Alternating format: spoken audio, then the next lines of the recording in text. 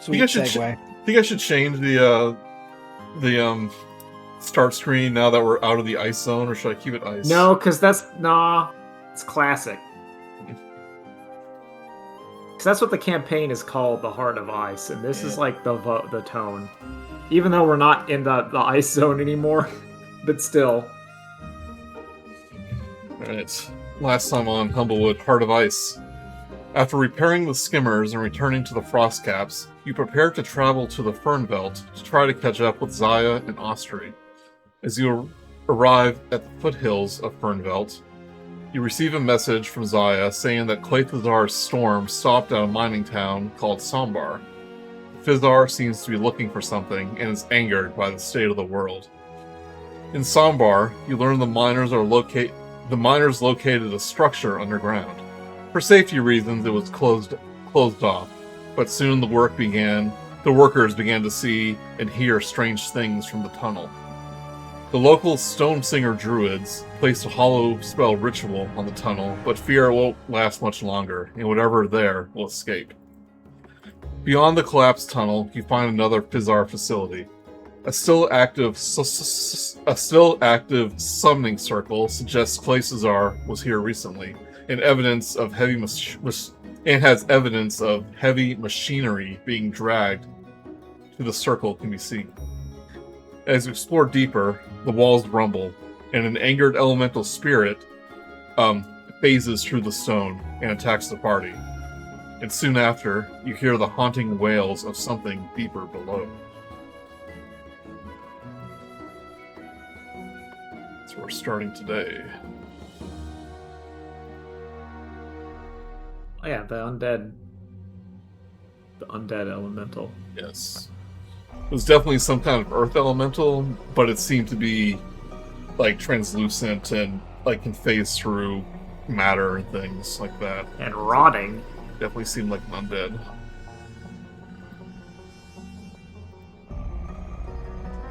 I feel like a rotting elemental or like some kind of undead elemental would be way more like scary to someone who knew how elemental works than maybe our gang, where it's just like, oh, a monster.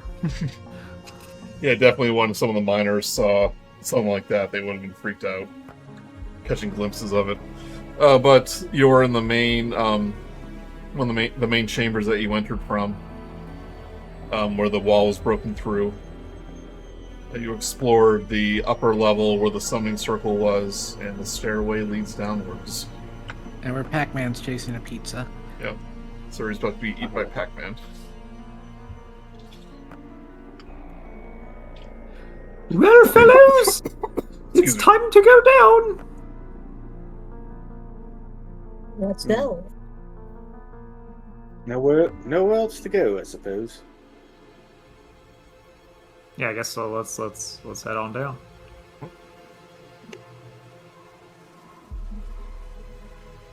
It'll take me a bit to get the Munch voice correct. It's a work in progress. That's why I am with some voices. I have my control phrase. Ah. That I just have to say it in order to get into the proper mindset. Right. Motes of dust fill the air in this chamber, and puddles of cold water cover the floor. 3 stone workbenches sit in disarray, tools and building materials strewn everywhere. A 4th workbench is overturned and cracked in half, smashed against a rudimentary bookcase. Scroll cases and notebooks are scattered everywhere. Oh my! Dallas! Dallas, what do you think? You seem to be the most workbench inclined of us. Dallas is kind of just sort of taking it all in. Not really sure what to think. This definitely seems to be some sort of workshop. Are there any interesting scrolls or books about? Well, give me an investigation check. Can I do one as well? You like?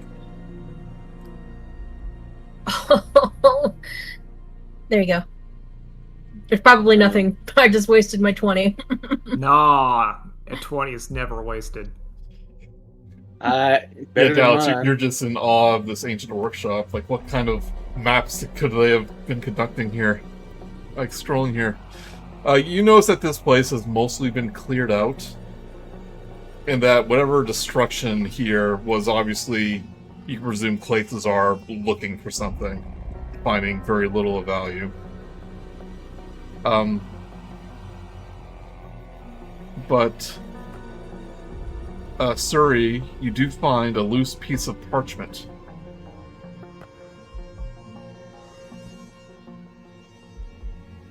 Oh And my.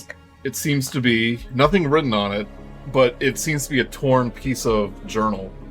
And you notice it has kind of the same markings as the resonant journal that Zaya had. Oh my. What did you find, Suri? And it looks like a piece of the journal. What does it read? It doesn't have anything on it. Yeah, That's the thing. it is empty. Maybe that means they were here. No, That is a good indication. I'm actually mistaken. It does have something on it. It is the message that Zaya wrote to you in her most recent communication. Oh no. On second look, I guess I didn't look on the back of the You paper. look off the side. Could They you were do a definitely quick here. test? Could you do a quick test and write something on your version so we can confirm that this is like the actual page and not a trap? Well, but wait, wouldn't that send it to the actual book instead, man? Just like draw a smiley face over one of the letters that she sent us. You know? Draw the cool S. Yeah, draw the cool S. Flit knows how to do it. He's cool. Try the what? The cool S, Flit. He looks confused. Come on now. You never drew the cool S? If you do attempt to write something on it, you notice it does not reappear on the page or vice versa. Because Okay. you would probably think that the journal itself is magical and not the pages. She puts the piece of paper in her pocket, just in case for later. Yeah, but you can tell it seemed to be hastily ripped, pretty hastily. Uh-huh. A little clumsy, probably to maybe hide it. Well, I have a locate object in my repertoire, but I don't know if they'll be within 1,000 feet at this point. They're probably long gone.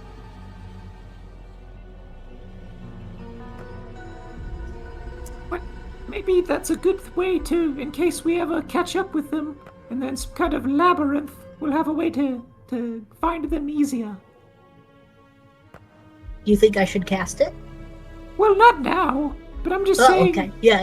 Just, if ever in the future, when eventually we do catch up with our dear friends, we'll be able to find them. But I think we should just go down to the next layer, unless anyone has any better ideas. You do know the storm was like miles away when you were Okay. on the surface, so if they are still in the storm, and she still has the journal, it's definitely not in range. But Dallas, as you're looking around, kind of observing the actual workshop itself, you do see hidden behind a bunch of debris it appears to be the journal. No, it appears to be a tome. Oh. An ancient tome. Before I even touch the tome, can I examine it to see if there's like any traps or curses or anything that would happen if you picked it up and read it? It is Oh, hidden. just ruin the DM's fun, huh? It's hidden among the remains of a broken bookcase. Sure, give me, if you're looking for, see if it's dangerous, give me your Arcana check.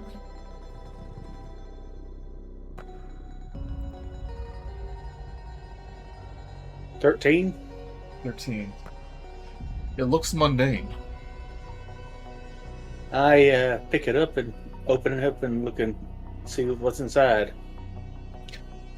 As you do, a number of of pages kind of fall and seem to crumble, as if by the very. Oh! As I see this page, can I cast Mending on it? Mending takes 10 minutes, and it's like you can tell that these have been here for thousands of years. Like they're that old, being disturbed. And most of the pages are just deteriorated or practically turned to dust. Yeah. Let's see here. It doesn't take 10 minutes. It's a 1 minute. 1 minute. Okay. Well, see.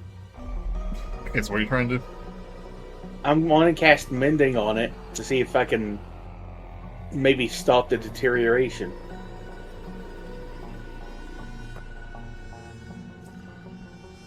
Takes a minute of casting, and the pages are practically falling apart as you move it. Yeah. You can look at some of the remains. It seems to be written in ancient Illyrian. You take a quick look. I mean, if you want to spend hours and hours piecing it together, you could probably try. It's sort of the. I mean, I could, but the problem is that I think we have other pressing concerns. And Yes, we need to fix these mines. You do see it. There seems to be some diagrams and some text located on them, like some sort of machinery. And as you start flipping through it, you feel the air turn cold around you. Oh dear, I think. Oh dear. Dear. In the center of the room, a ghostly visage appears. An apparition. An apparition has appeared. Ooh, Whoa! In a deep, hollowing voice, this ghost of this Illyrian clad in leather and like clockwork machinery kind of bellows in this voice. The Hollow Ones won't stop. The shield must be repaired, or the mistakes of the past will be revisited on us tenfold. And I want everyone to give me a Constitution saving throw, as his voice just echoes throughout the chamber. Alrighty, let's give us a roll. Rolly doodle. 11.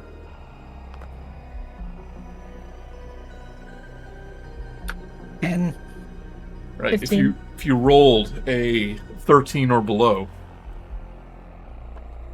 you take 14 psychic damage. As like you grab at your head and it just starts reverberating like inside your brain. What if you save? I'm sorry? What if you make the save? Then you are able to resist it. Then you But- die. But for the moment, you are frightened of this ghost as it recedes into the floor below. Oh, please tell me we don't have to follow that.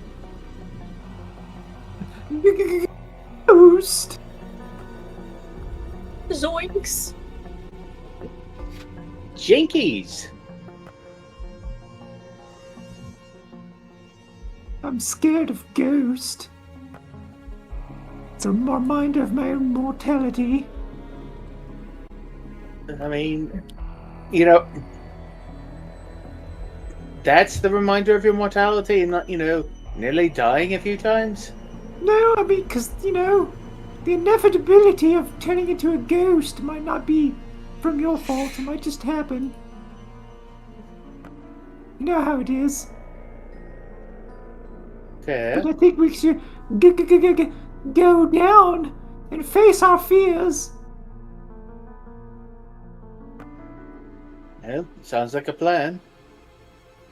Good. Tally-ho. Well, I ain't afraid of no ghosts. Oh, that's good to hear. Okay, she goes down. Grab your mace and shield. Ain't afraid no ghost. She gulps. I remember I remember I had turn undead. Ain't scared no more.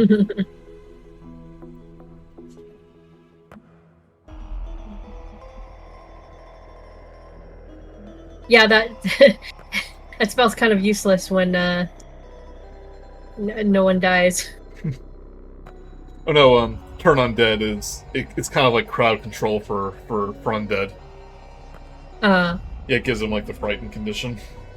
Oh, okay. Yeah. Yeah. Literally turn. Yeah. Like okay. I remember when I was new, I thought that meant like turn something undead, but no, it's you turn an undead away. They turn them away. Yeah. Yeah. Okay, I got it now. That's like the penny for your thoughts deal. Yeah. Yes, turn undead on this corpse. It's like, oh, it doesn't work like that. Penny for your thoughts, nickel for your dreams. That's a new one. My dreams are for sale. Get out of my head. Get inside of there. Yeah. What do you see? 4 large stones lay in the floor, surrounding a carved pillar of white rock near the western wall of this chamber. The room vibrates on a low frequency, the walls of the room periodically shaking off millennia old dust and dirt. Debris and broken machinery litter the ground.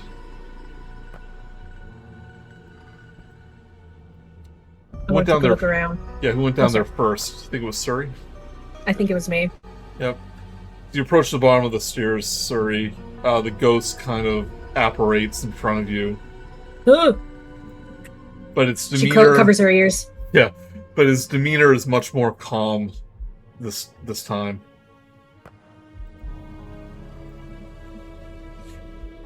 And he kind of like Good. He doesn't speak at first. He just kind of seems to be looking through you. She, with her hands over her ears, she kind of turns around to see what he could be looking at. He seems to be looking at the stone pillars on the opposite side of the room. She'll go investigate. And as you kind of like look at that and look back at the ghost, you see it blink a few times. You can tell that this Aluran, this catfolk, seems to be wearing kind of like clockwork goggles and leathers, kind of reminiscent of actually what you saw Fizzar wear. Seems to be like Fizzar equipment. And his eyes blink a couple times, and he says, "I apologize. I don't know what came over me." And as he speaks, you kind of recognize the kind of broken Illyrian accent that Fizzar spoken. A lot less raspy, but kind of the same dialect.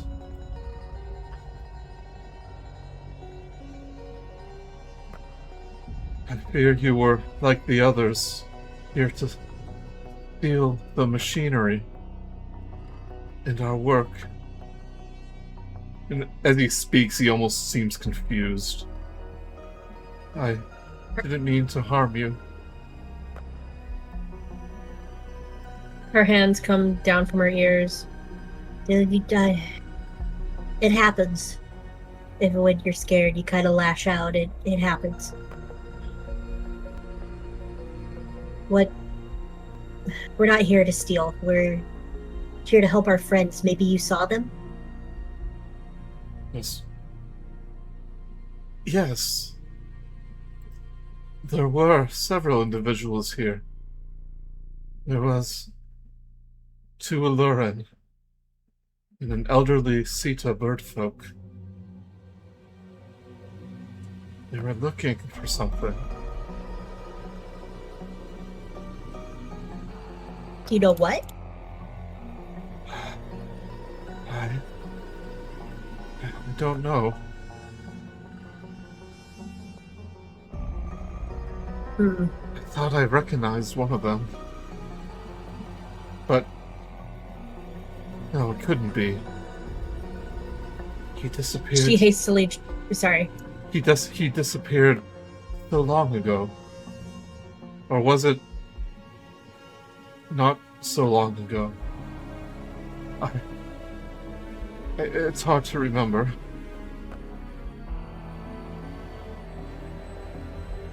I make Go on.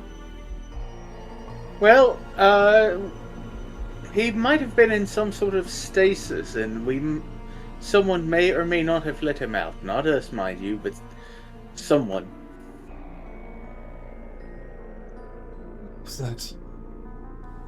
That couldn't be Fizzar, was it? His name Oh. Fizzar. Yeah, that was the name. Suri just real quick draws a sketch of him, like a stick figure, just really angry looking. Did he look like this? Spitting image. I take a look at my notes and I make a even quicker sketch, and it's like less of it's a bit more detailed. Are you calling Suri a bad artist? No, I'm just Yeah. saying that I'm a bit more detail oriented. Are you saying Suri doesn't pay attention to detail? How dare you? How dare you. How dare you, sir? No, I'm just saying you know. Okay, let's settle this. Everyone give me a either a sleight of hand or a performance check. Oh, I'm getting in on this. So Oh no. No, I'm getting in on this. We're gonna see. Sleight of hand. Suri is not very... How very good of an artistically artist is inclined. Munch? 21. Oh my goodness. once you draw like one of the pictures you put in Discord. Yeah, there we go. Man, Also- I'm rolling like crap today. Oh damn, who got the 20? Oh, Flit. Flit. Hell yes, that's what I wanted. No, I do not accept that. I No, changed no, that that's- 20 to a 1. No, because that means it's really funny. Like Flit draws like the photorealistic, like just he's just like such an artist. He's just like, but he doesn't. He's just like, oh, The what about hyper-realistic this? It's just- SpongeBob cutaway Yeah. of Fizzar. Yeah, like it's like everyone goes, oh, because it looks like he's actually there. Yeah. It's so real. Oh, Flit. Oh wow. Well, it seems you have a talent that you didn't know about. Wow. Most impressive. Wow, Last- Flit, that's incredible. Wait, what were we doing again? Oh, The last I heard, he traveled to the Temple of Rhyme and Reason. Yes, in we the were just Frost there. Camps. And I thought after the calamity, he was destroyed along with everything else. I guess not. Would that have been a good thing or a bad thing? I'm guessing it's a good. It's I think he was evil. hard to remember. He was an ambitious young Fizzar. With He does not look so large aspirations. But the explosion in the frost caps. That's why we built this facility. To shield from the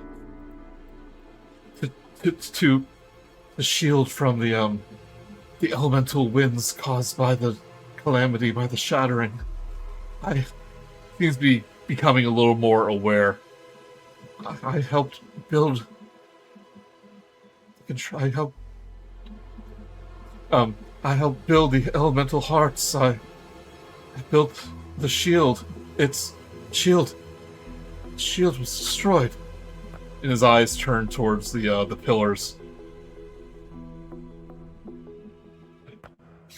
Where are the other elemental hearts? They were in the workshop above, but I saw him rummaging through. He must have taken them for what, I don't know. But Do any of the elemental hearts look like this? And I pull out the elemental gem. he examines it. He goes, yes, we harnessed power of elementals. Put them in these contraptions, in these batteries. This one is unprocessed.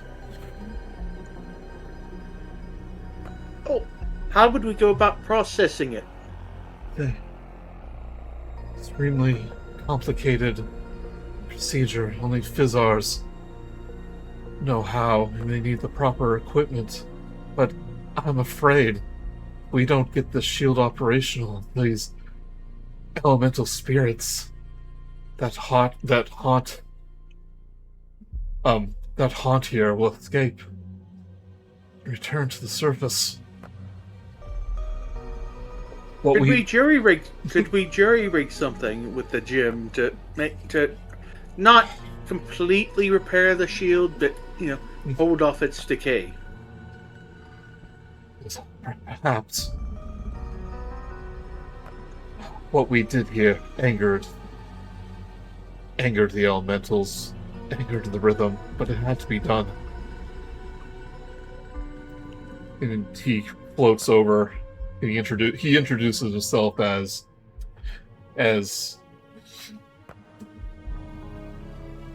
Bo-Key, I believe you would pronounce that. He kind of hovers over to the pillars. In the central one, the one that's made of white rock, he kind of points out a broken elemental battery. It's like this, and with the runes on these pillars, help generate the shield. I think I'll be able to repair it, but I've been unable to in my current condition.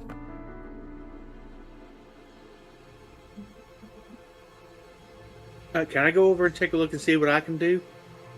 Sure. You make a quick Arcana check. Guidance. Right.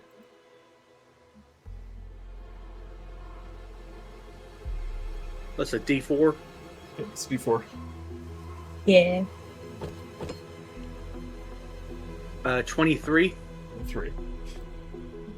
You think with the leftover pages from that, from the journal, not the journal, but the tome, you can probably, with the ghost instructions, begin to repair it. But he offers another solution. It's quite dangerous if you try to handle the components without a Fizzar touch. It's definitely possible, but because if you allow me to possess you, I can be your hands, as it were. Ooh, that sounds fun. Get inside of me. Because any of you will do if you allow it. Yeah, I'll do it 100%. It'll be a brand new experience. It might be a good idea. I don't know if it's the best idea to be possessed. No, I'm not impugning on your character, but possession is a risky thing, even in the best of situations. You have my word. You have my word as a Fizzar that I will relinquish control of your body once I am done. But if we don't get this shield, you might not want to undrive it. if we don't fix this shield soon, I fear that these hollowings will will overrun the mines in this facility. Munch is 1000% on board with doing this. This kind of a unique experience is why he wanted to do adventuring in the first place. If he is willing, I suggest we go with Munch, and I could maybe serve as a sort of assistant. You know, two sets of hands is better than one. The ghost kind of hovers before you, Munch.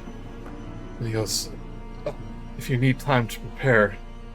No, do it now. I'm very excited. Okay. Then this may be a unique sensation. You must tell me how it feels after it's done for research, of course. Oh, of course. I am about to enter you. I can't wait. It reminds me of several masquerades I've been to. Prepare yourself. Dallas, well, more of a map maker, is sort of intrigued by this and starts taking notes. The ghost closes his eyes and kind of reaches out, places a translucent hand within your shoulder, and just kind of reaches in and kind of phases into your body. And since you're doing it willingly, you're now possessed by the ghost. Munch, you feel it's like you're looking through someone else's eyes. Almost. And you try to speak out, but you realize you can't control your mouth. This ghost has completely possessed your body. It's like you're sharing a consciousness with him. Cool. And the others, you see Munch kind of move his hands around, look at them, and go, with Munch's voice, but a little distorted. It's like, oh, I forgot how it felt to have actual fingers that I could touch. Oh, the sensation. Oh. Oh, don't get too wrapped up in the sensation, sir. We are under a bit of a time crunch. he kind of wiggles his fingers. I do wish they were a little less pudgy, but I do think they would do. You would know they're quite nimble. But with a few awkward steps, Munch kind of, it's like, like getting baby steps. Yeah. It's like, he's getting used to walking, so it's like, Oh, excuse, oh. he walks over to, the thing. He kind of looks it over. He goes, yes, I do think I will be able to prepare this, giving him much time. And as the room kind of shakes again, he goes, But I do think once I start, it will disturb the spirits haunting this facility.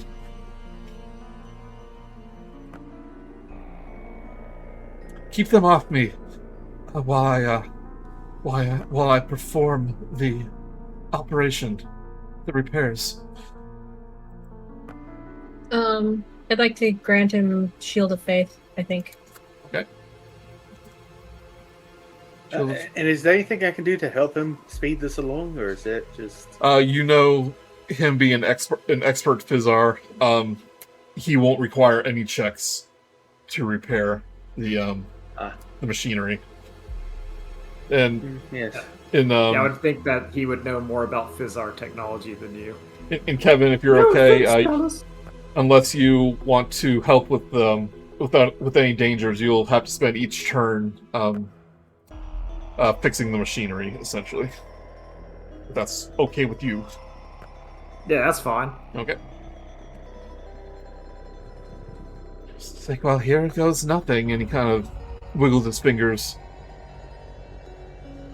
Oh, I seem to have misplaced my tools.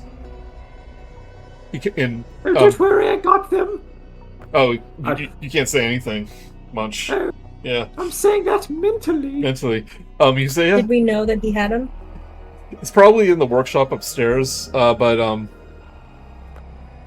he kind of notices the Fizzar Tinker's tools on your belt, Dallas. He goes, oh, if I could borrow those. Oh, sure, absolutely. I hand over the tools immediately. Okay. Let's get to work then. And as he starts kind of messing with the elemental battery, sparks kind of it produces sparks from the kind of the elemental gem inside. And each time you do, you almost hear the walls like moan in almost sadness. As two earth hallowings appear from the walls.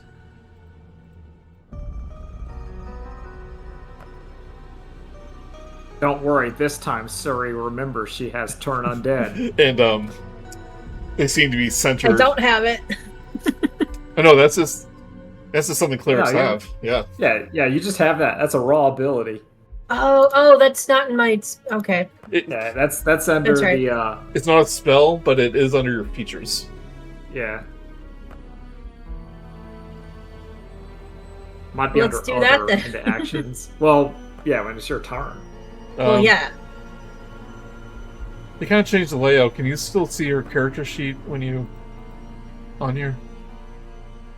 Yeah, I can. Okay. Yeah, there's a little scroll icon. If you click your icon, there's one by your name. Hold on, I'm just gonna check something real quick. Yeah, you used to be able to see it for players. But can't anymore. Anyway, we're going to roll an initiative. Oh, I want to get rid of you. Delete. There you No. go. I want you to after combat starts. Right. Don't forget to add that D4. Don't forget to add that. What was it? Just straight. D4. Do I need to roll for initiative too? You will. Being possessed, I just don't know how that works. If you want to have like the possessed on the thing using my initiative, or is it just going? Yeah, you'll roll initiative. Yeah. Use my quick body. 11. Oh no! Oh no. Right. What's everyone's initiative with your +4? 12. 18. 14. 14. 4. Boom, womp, womp. Mwah, mwah.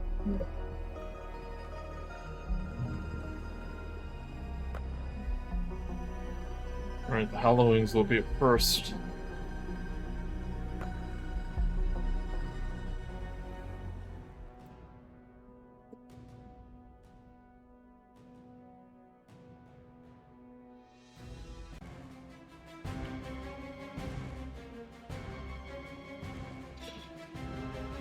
Right. They're both going to make a beeline towards Munch.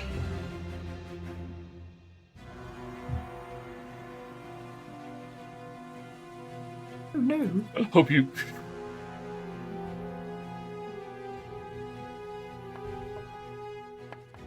They're worried you're going to try to eat them. First attack is a 10. You probably miss. What about a 15? 15 misses. Alright. He also has Shield of Faith. Yeah, remind me what that does. Shield of Faith.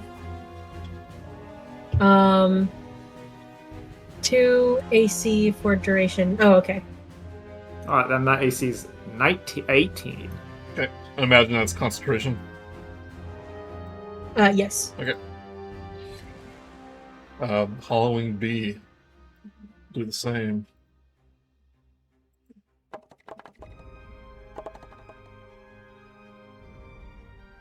14 and 11 will miss. Right, Dallas, you're up.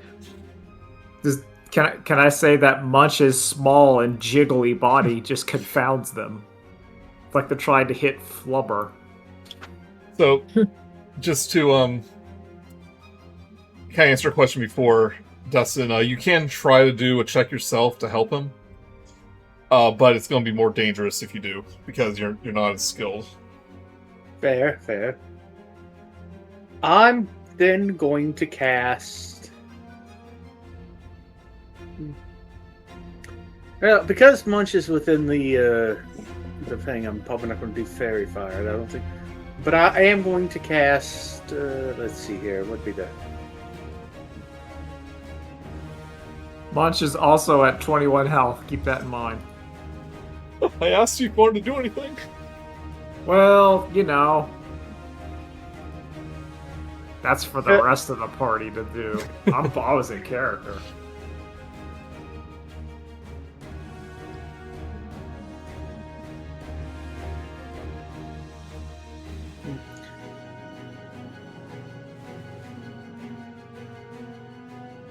You know what? He's still going to do it. I don't, no.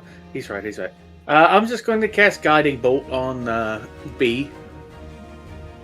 I've not actually cast that.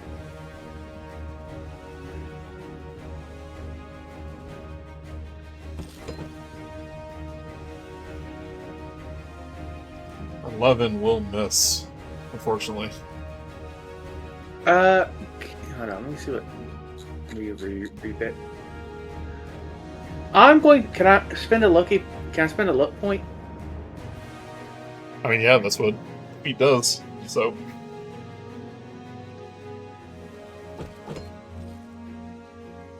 It's a 19. 19 will hit.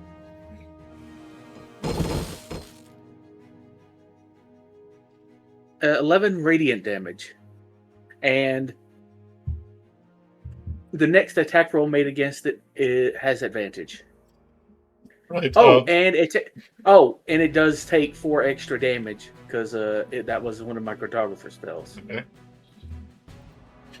The kind of ghostly inside of this elemental begins to like glow this radiant light. This guy will hit it. This is what this thing looks like, by the way, if you didn't see the big picture. Yes.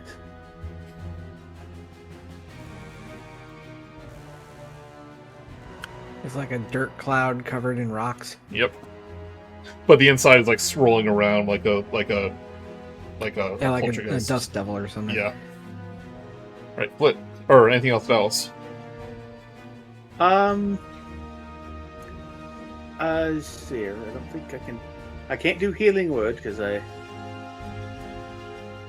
use the spell. I'm just going to. You know what? No, I'm going to kind of stay where I'm going to move a little bit over here so that we're not all spaced up. Yep.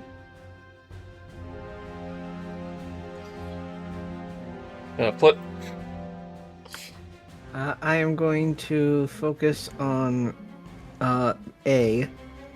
I think from here I can shoot it between the rocks.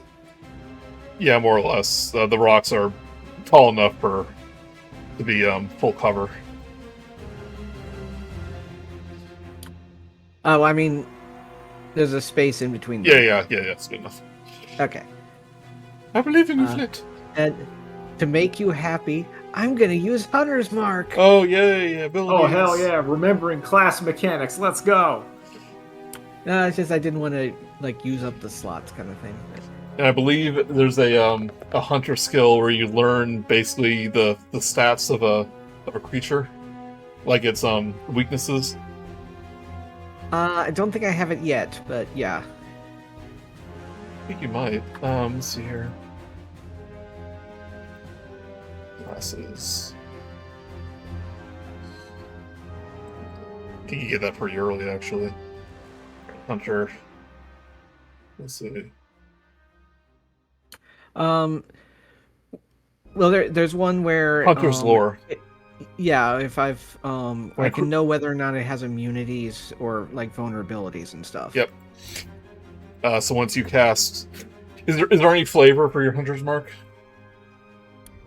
Not too much. It's just like he just like focuses in. It's just he actually like beats down his ADHD for a couple seconds. You get locked in. You take your medication, and you focus in. With your hunter's lore, you learn that this thing has normal undead immunities like blinded, charmed, frightened, all those things. Prone, stunned, petrified, but it is also resistant to cold and fire. Okay. But a 29 and a 22 will hit. Oh, good. Just barely, I guess.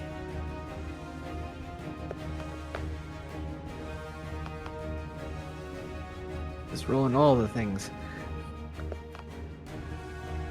Okay, so first hit, 10 damage, plus 1 for the Hunter's Mark.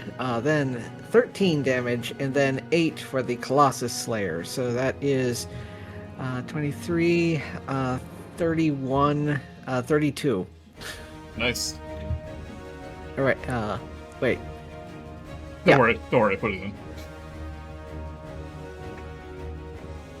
It gets like pummeled with arrows. It's just like the rocks become like more and more agitated.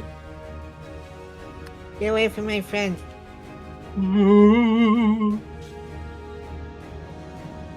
And that's all I'll do. Munch kind of takes the Tinker's tool and he goes, I think this old Fizzar. Let's hope I haven't lost any of my old Fizzar techniques. And he takes the Tinker's tools and begins like fiddling with the elemental battery. He goes, was it the... Okay, yes, this wire goes here. Yes, yes. Oh, the joys of having fingers again. Suri, it's your turn. I'd like to do Turn Undead, but I can't find it on my sheet. It has Seer Undead that says whenever you use Turn Undead, but I don't... So it'll be under class abilities. I'm on there. I don't see it. Okay, hold on.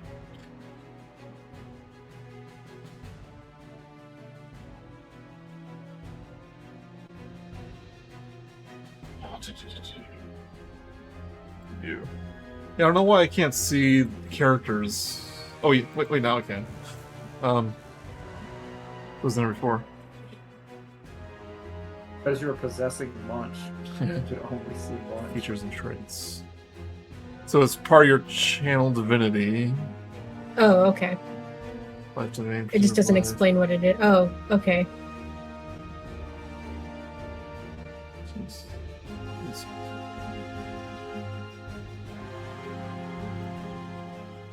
Yeah, you click on it and it shows you what Turn Undead is, I guess.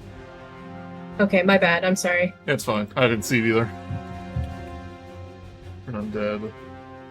So, as a magic action, you present your holy symbol and censure undead creatures. Each undead of your choice within 30 feet of you must make a wisdom saving throw. If the creature fails its save, it has a frightened and incapacitated conditions for 1 minute. For that duration, it tries to move as far away as you as it can. This effect ends early if the creature takes any damage, or if you have the incapacitated condition yourself. Yeah, let's do that. And if it fails the saving throw, it also takes 48 radiant damage. Okay. Alright, wisdom saving throw.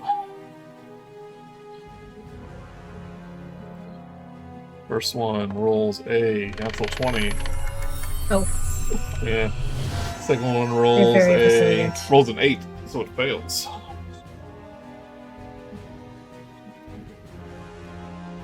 Alright, and do I do the 48 or do you? Oh no, you can roll it. Is it 4d8? 48. Wow.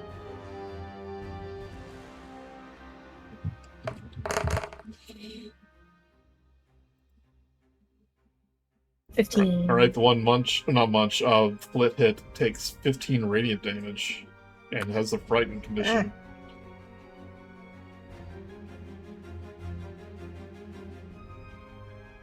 Alright, that took up my action, so. Okay. That's me. Wait, how much do it take? Oh, you don't take anything. Oh, you said Flit. Oh, the one that Flit. That was the one that you hit. Oh. I was wondering why I got hit. Are you undead? Maybe. Are we finding out some secret backstory? Innocent whistling. That'd be really cool if you were undead.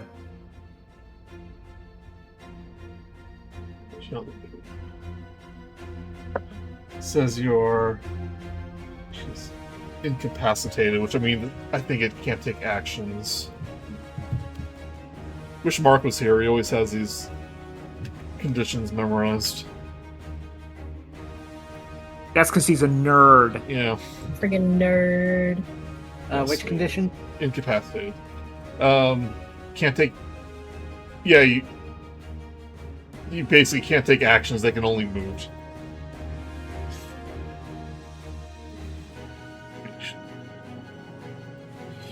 Okay. So Suri's just gonna say, don't go after the scared one. Go after the other one. Yeah, so one that has the white one. At the top of the round, another Earth Hallowing emerges from the wall. This time, closer to you, Flit. As it enters There's initiative. more of them. Didn't roll as well. Right, following A has to run away from Suri. So it looks like it's about to attack Munch again. But Suri raises her mace and her holy symbol. The radiant light sears his ghostly presence. It kind of like backs away in fear. And we'll just basically huddle in the corner here. Then Halloween B. Do 2 attacks. A 14 and a 5 are going to miss. Question mark. Yep. But that Shield of Faith is coming in handy. Yeah. Well, I don't think it even beat his normal AC No, yet. yeah, my base is 16. Yep. Right, Dallas, you're up. You know, let's see, to the end of my next turn or the start of my next turn? I'm going to see that guiding bolt. Before the end of your next turn. So it's I Makes can sense. still have advantage on it. Yeah, makes sense, yeah.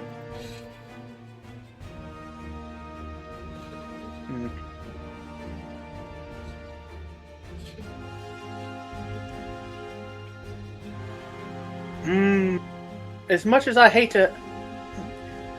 Would Flit have passed along the information that it was resistant to fire? Up to him, but generally, it'll be probably common knowledge, I imagine, after he did it. Yeah, you did in the previous fight try to use that, and I think you saw a difference. But Flit mentioned that it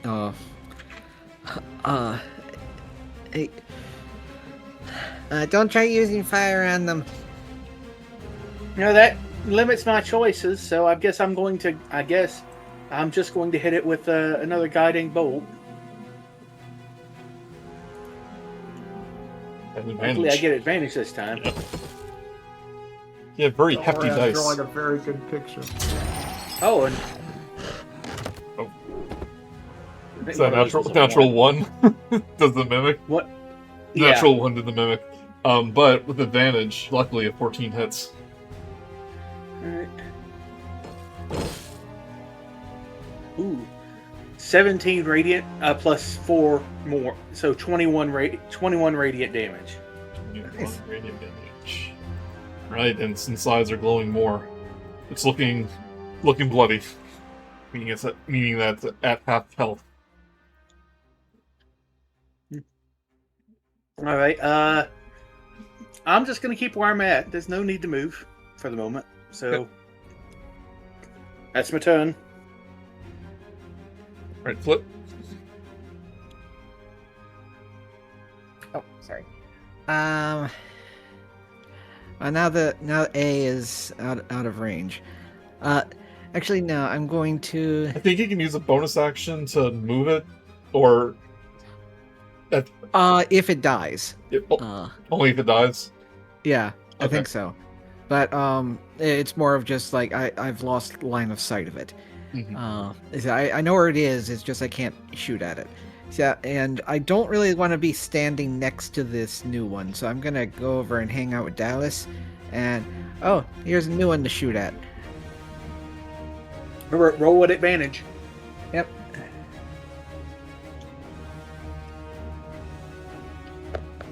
That wasn't right next to you, I think, so you can freely move. Yeah. Does a 28 hit? 20 hits. And it slams against the wall of the thing and lands on a 2. 12. Second one misses. Okay. Wait, did you roll at disadvantage? No, the 12 was my second one, Oh, I so see. it wouldn't get advantage. I thought I saw the word disadvantage. Okay, the first one will hit for 13. Yeah, 14 damage.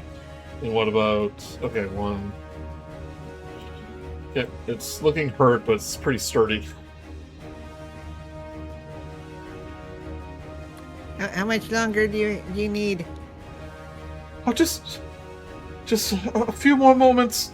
As like he like reels back as like puts the tinker's like one of the tinker tools, like sets off a little fire. It's like, oh dear, and he like takes a handkerchief from your pocket pouch, Munch, and starts like trying to put it out. Wait, reaches into his mouth and pulls out a handkerchief. Yeah. Yeah. What was that doing in there? Oh, he puts a lot of stuff in there. Oh no, I meant like, is the ghost phased by this at all? Admittedly, I just meant to say pocket, but I accidentally said pouch. But I think it fits. Too late. I would think the ghost, as it possesses, it kind of gets like some level of like bodily autonomy. So like when he's out of Munch's body and he asked him, he probably think that's weird. But when he's possessing Munch, he probably thinks that's like a normal thing to do. Munch, in your mind, you can kind of hear the thoughts of the ghost.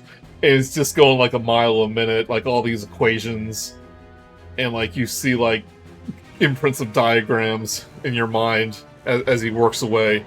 You think he just needs another moment to fix this.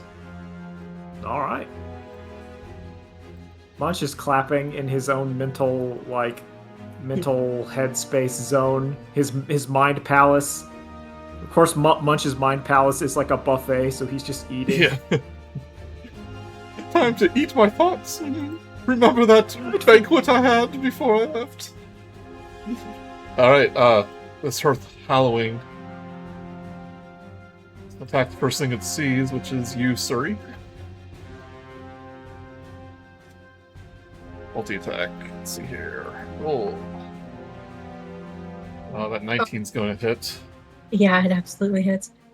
Or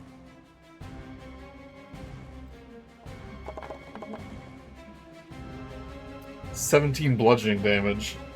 Oof. And then And there goes my concentration too, well, huh? roll me a Constitution saving throw. See if you keep the concentration.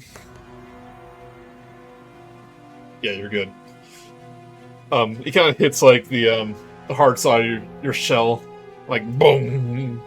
Still take some damage, but you're able to maintain concentration. But give me a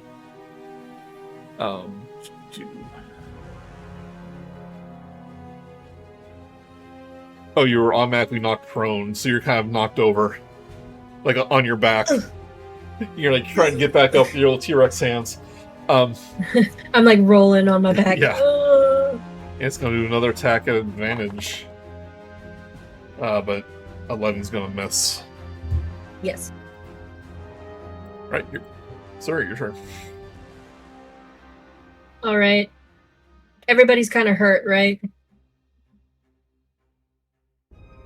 I think Dallas is fine, but You could probably throw a heal Munch's way. I'm still at 21. If you got the spare time. I took the psychic damage, but it's negligible compared to Munch, probably. Or if you could kill that earth hollowing bee, just make sure it ain't hitting me. Oh, well, you sorry. don't have line of sight of Munch, though. Yeah, if you want to heal Munch, you'll need to get in view of Yeah, him. I'm getting up.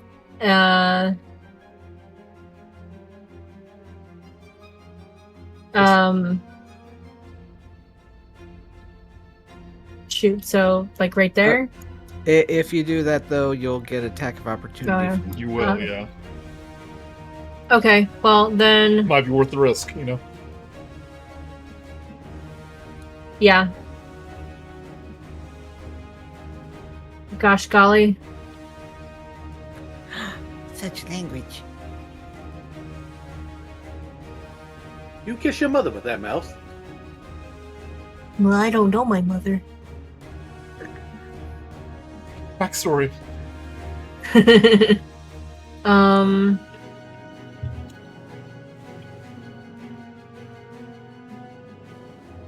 I think I'm going to do turn undead to the earth hollowing See. sea. Okay.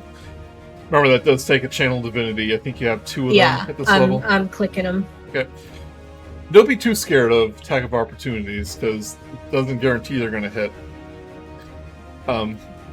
If it hits me again for another 17, I'm dead. You're dead, and it will knock you prone, so you couldn't move anyway.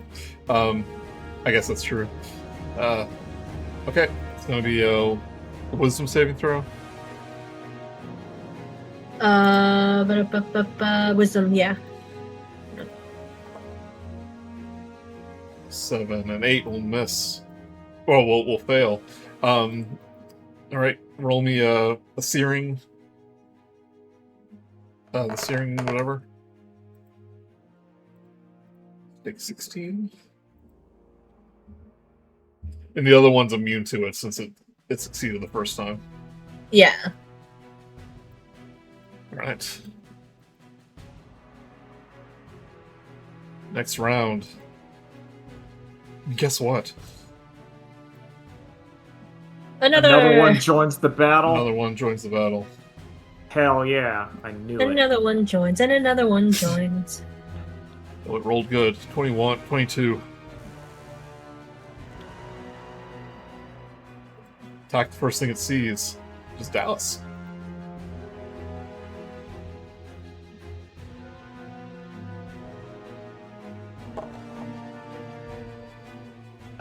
Luck point to give it disadvantage. Okay.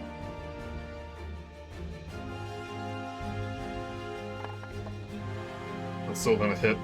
22 or 17. 17 misses. Oh, I was about to say maybe it misses. Yeah. All right. It has another attack. Just 16 will miss. Yep.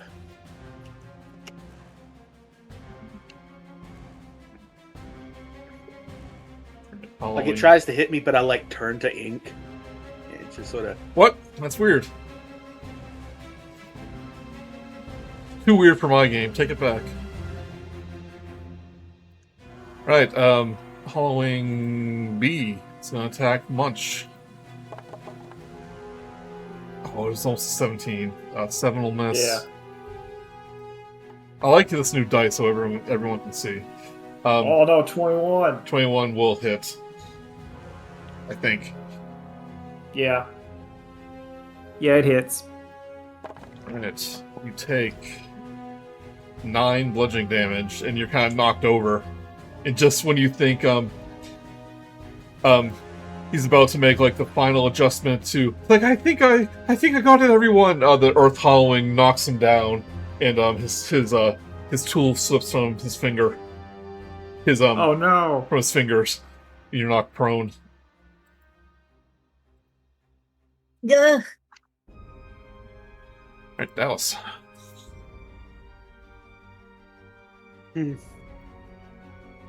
Maybe you could run in and help me up. I mean, I could technically. I could actually. With an attack of opportunity. Yeah, No, but you know, no. you could like. Like, I don't need attack of no. I don't need. Oh, yeah, attack you of can opportunity. teleport. Oh yeah, teleport. I can teleport. Yeah, I think actually, because if he's really close, that would be my suggestion to kind of pop him back up so he can finish it. I move over to. Once again, I disappear into my map and reappear, coming out of Munch's map. So I end up over here. I like to imagine it's like the Super Mario movie from the 90s. When they get teleported into the portal, it's like that. I'm thinking King's Quest 6. Alexander pulls out his magic map. Or probably more in Brand, you turn to ink, I guess. Yeah, that's. I just imagine he like implodes. Alex Mack. Wait, no, the ink like. Oh hell yeah! No, I like that better. He's Alex Mack. He turns into the CG goo. Yeah.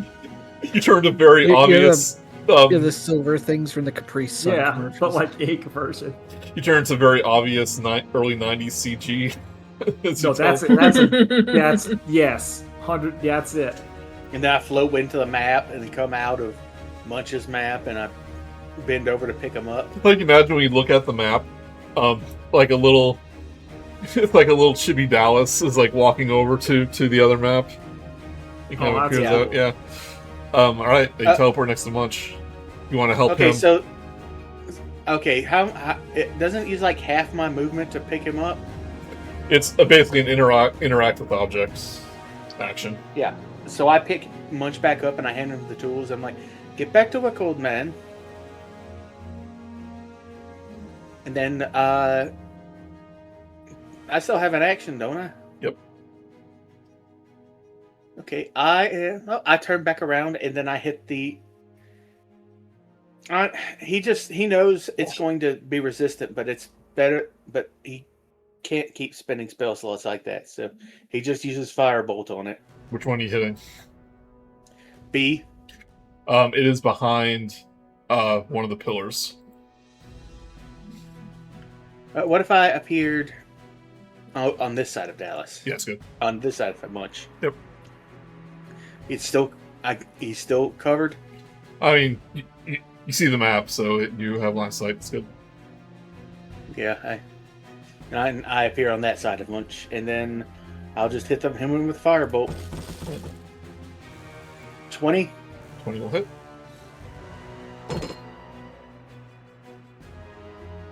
12 fire damage. But you do know it is resistance, so it only takes half that. 6.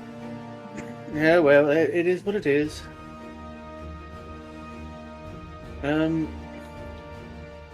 Dallas, how are you feeling? Still need some health, or are you still... You're Dallas. Yeah, you're Dallas. I see Munch. Munch is at 12 health. Hmm. I say that out of character, because in character, Munch is in his mind palace eating food. I look him over and I'm like, yes, I can think of a better use of a spell slot than hitting them. And then I touch him and use Cure Wounds.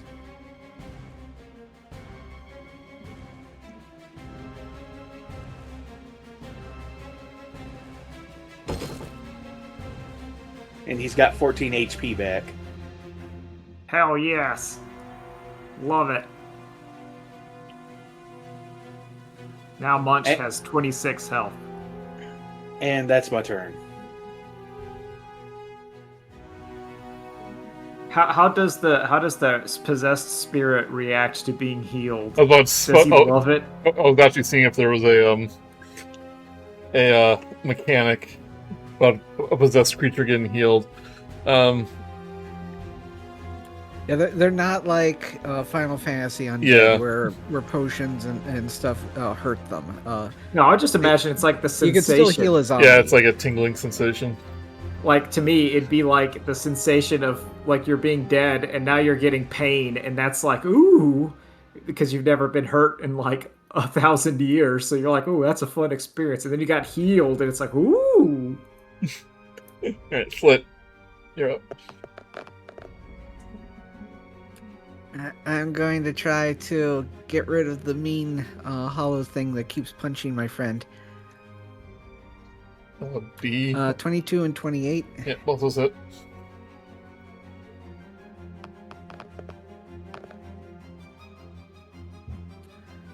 All right, 11, 8, and then 4 for Colossus Slayer. So 19, 23.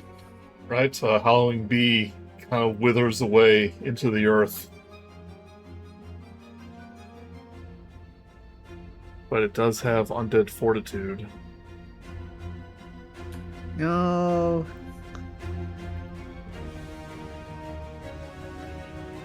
And was it the first hit or the second one that killed it? Or took it to 1? The second one. Darn.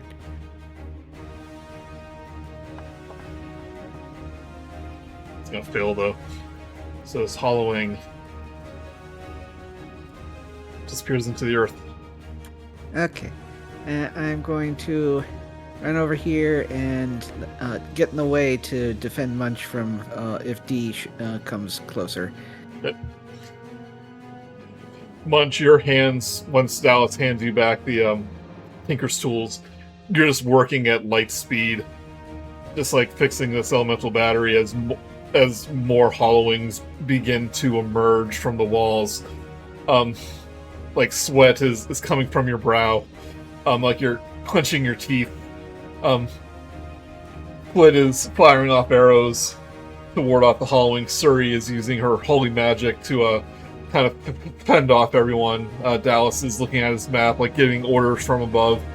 And with one final, it's like, I think I got it! And he takes up one of the Tinker's hammers and slams the repaired battery down back into the stone pillar. And everything goes silent for a minute.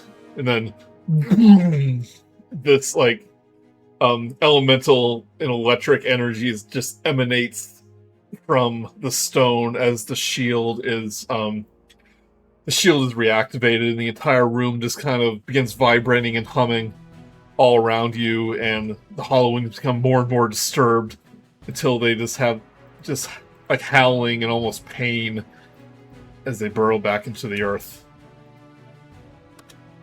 The elemental's shield is restored. Yay! Hooray.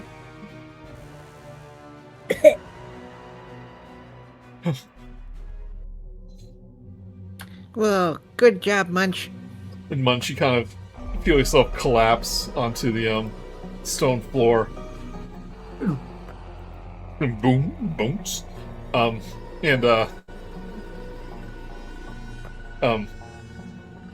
Valky just kind of, it's like, oh, forgot what it was like to be exhausted. Still quite exhilarating, but I believe the shield reactivated. I do quite like having this form, though. It's quite useful. But you did give your word, sir. I suppose I did. Fizzar always keeps his word. And you kind of see him kind of phase out of Munch. Munch, you have control of your body again. Munch lets out a gigantic burp, like brrr. Yeah, that's how it comes out through the mouth. Yeah. Oh, heavens! Better the attic than the basement, I guess.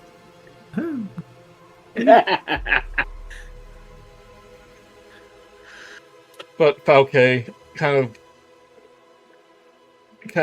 of examines, like looks around the chamber, and he goes, I believe we were successful. With the shields activated, the elemental winds from the crystal expanse should be blocked. I believe we just prevented a elemental hollowing invasion of Fernveld, of Sombar, and maybe even Fernveld itself. I must thank you for assisting me. So I will. Very Thank you. You're very welcome, sir. He picks his tools back up again.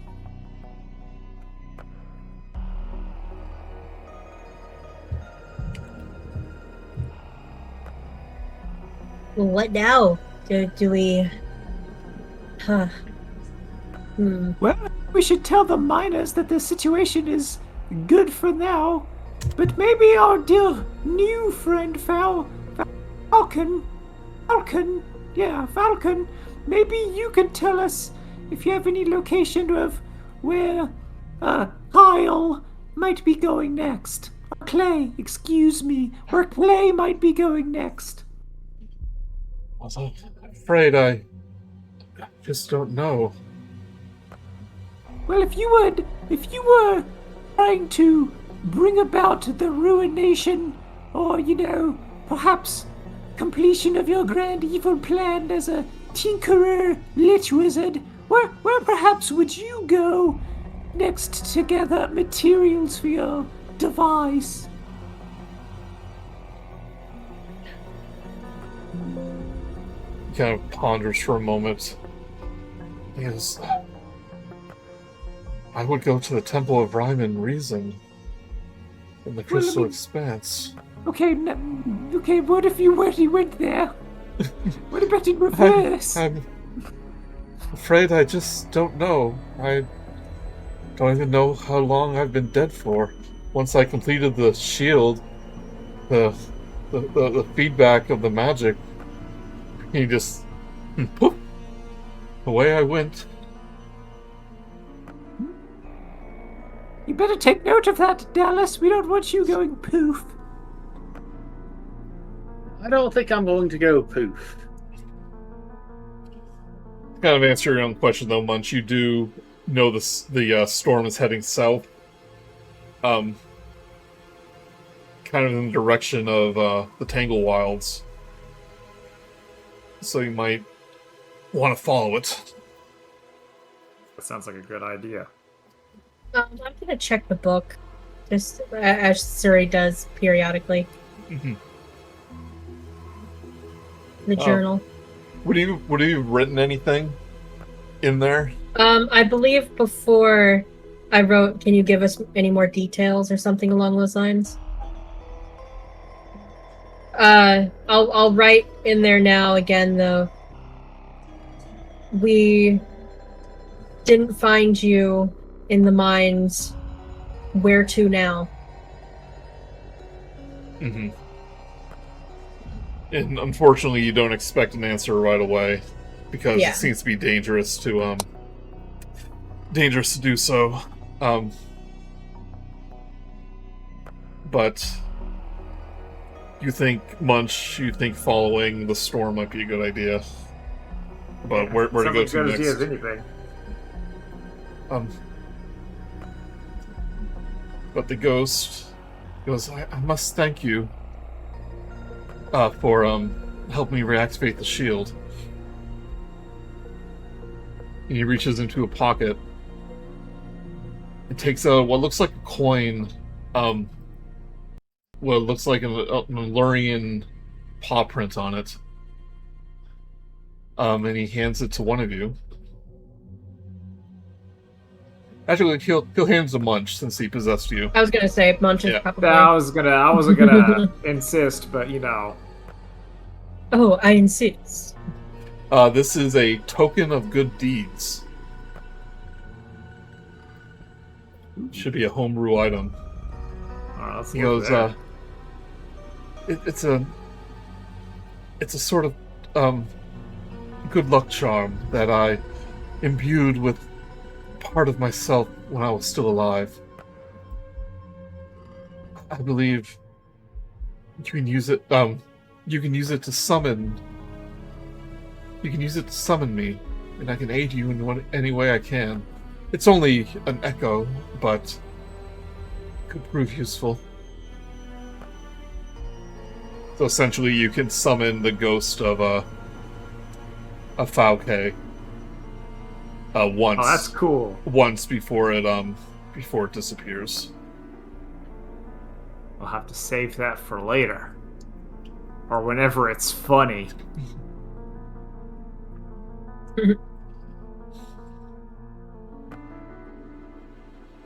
Whichever one comes first. Yep. Yes. With the shield repaired, I feel a little more complete than I did before. Perhaps that's why I was bound to this place for so long, because I feared the generator would fail. I wonder how long I would linger. Well, maybe you should go meet all of your friends in the great beyond. They probably miss you. Is that how that works? It's one of the Assume so. great Ask mysteries. Suri. She probably knows. It's one of the great, Suri. it's the great mysteries of the rhythm. Suri, what happens when we die? We turn into bees. Of Be course. fun. But that may be Yeah, what it's- happens when you... Oh, but- Oh, you're one of those honey hearth clerics, aren't you? You got it. There's all kinds of. How was it pleasures so in serving a obvious? queen. Sorry. I'm gonna turn you all into bees.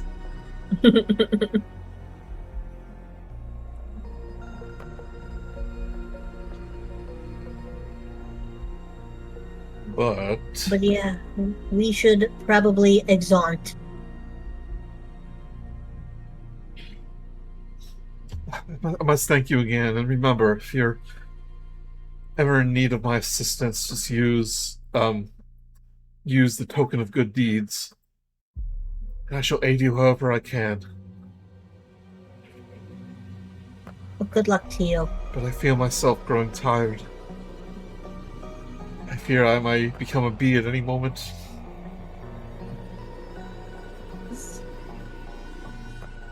Accept the buzz into your heart. I feel it. I feel the buzz.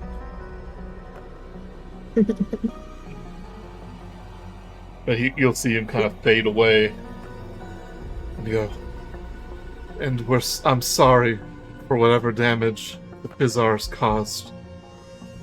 But know that we tried to make amends. Farewell, my friends.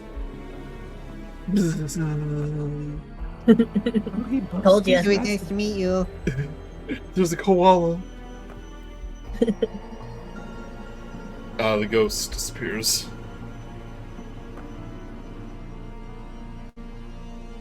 But to speed things along a little bit, you were able to meet up with the foreman once again. The ever dashing Ganbold.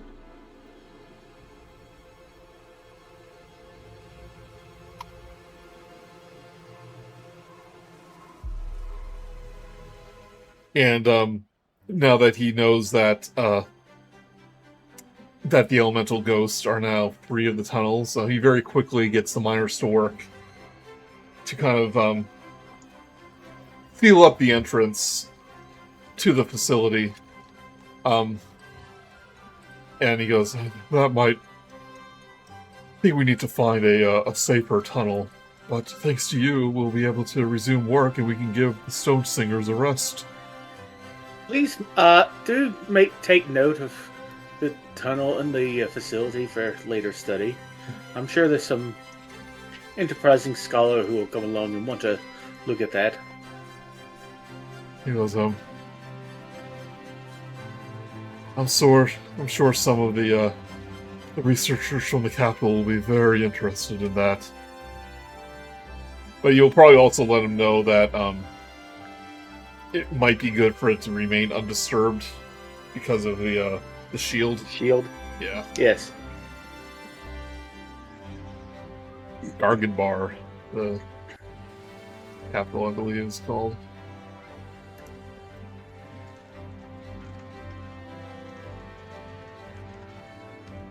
But you do look on the horizon, see the storm several miles away.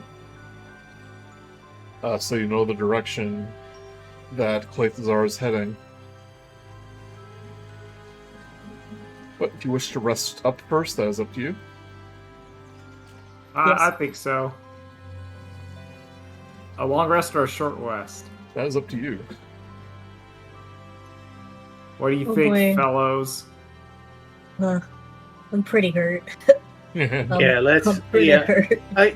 yes, a long rest would probably be for the best.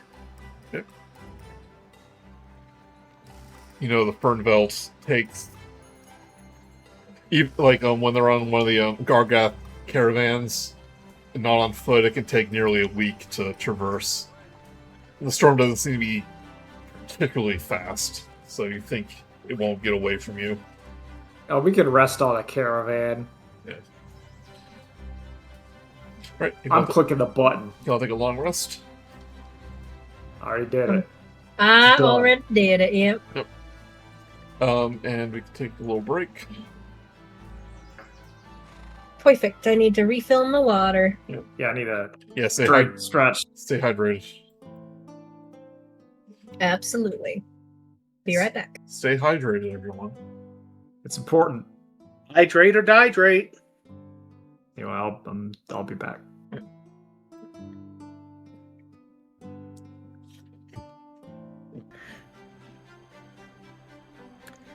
Oh yeah, we're in a game, aren't In the we? game, yep. Yeah.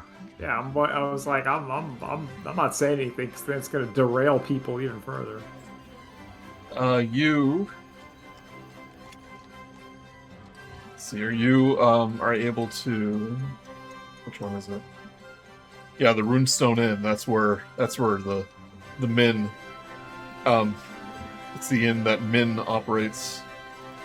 It's kind of loud. She is extremely excited that you returned. Just in time for more breakfast for dinner. You all want to partake. She goes, I insist, it's on the house. Wonderful. Can it be in my mouth instead? Oh, yes, of course. Min's delicious food is meant to be eaten.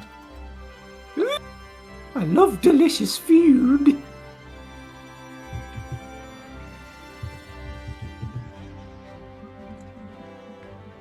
I'll take your long rest. Which, of course, I'm sure all of you have already. You see the all the stone singers that were doing the ritual in the mine, looking very exhausted, but they returned to the inn. And Min plays on her xylophone while everyone eats, and everyone just has a very nice time. Lovely. Except for our kidnapped friends. Yes. So feel guilty while you're having fun. See what kind of food they have to offer for lunch here. Ooh, that's what we're looking for. Also, in Munch's opinion, you can't have a proper good party if there's not a little bit of shame to it. So the guilt just adds to it. The secret spice. Oh. Oh. Let's see here. This PDF is very large and takes a while to load. Right, you know about the Gargar, the fermented Gargath milk. The Whom, the Gargath meat dumplings. The Rhine mead, made from the honey of sweet bees. From Honey Hearth. You know the Romver, the pancake meal. But she says, "Oh, would you like some sattled cheese?" She presents to you a white cheese made from Gargath milk. Munch puts it in his mouth immediately. So it's quite an interesting procedure they used to make this. They hang the bags of milk from the saddles, and the cheese solidifies as they ride across the steppe. It's delightfully pungent. If you want something that's a little more vegan, they do have Tippin salad, which is a salad made from the leaves from the various trees, from the trees and grasses from the fern belt. Excuse me. Okay, here's a picture of the dumplings if you want to see. I do want to see them. Do you want to see the dumplings? Oh yeah. Show me that fantasy food.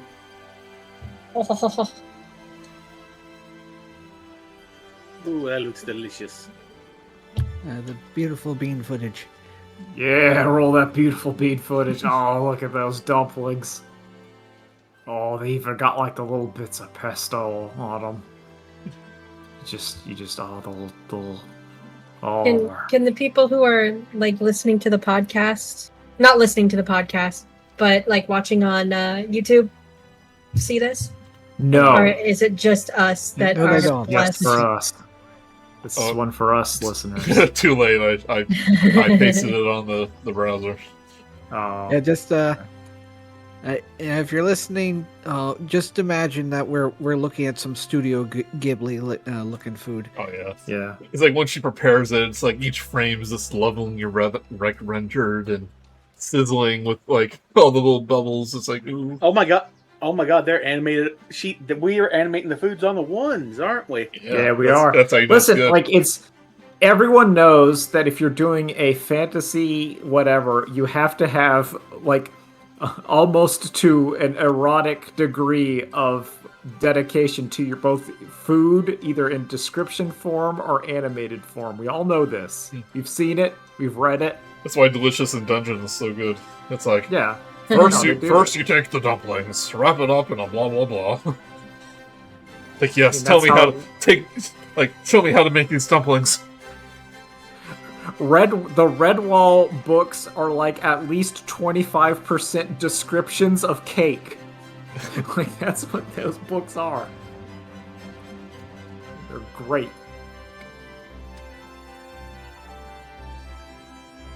But you wake up the next morning refreshed. You think it's time to kind of chase the storm. Storm chasers. Yeah, there we go. I was considering that to be our team name. That's a good name. You know what? Flit should like bring that up. Yeah, but it's not that smart. Well, he could say like we're chasing the storm, like some kind of storm chasers, and everyone goes, "That's an excellent idea." Say that Flit." again. Like some kind of chasers of the storm. The Chasers of Storm. The Storm Chasers.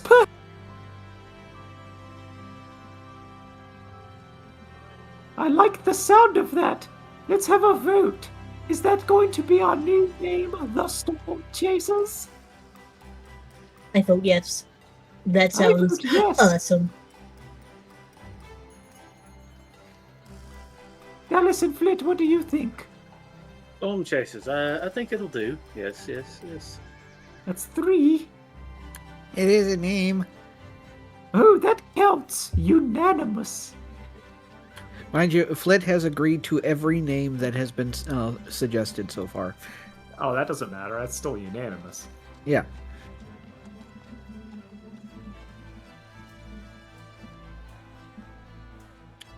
As you exit the inn, though, kind of the main square of Sombar, you do see that the members of the Gargath trip, aka the caravan, they seem to be gathering up their goods, loading their wagons. They seem to be ready to depart.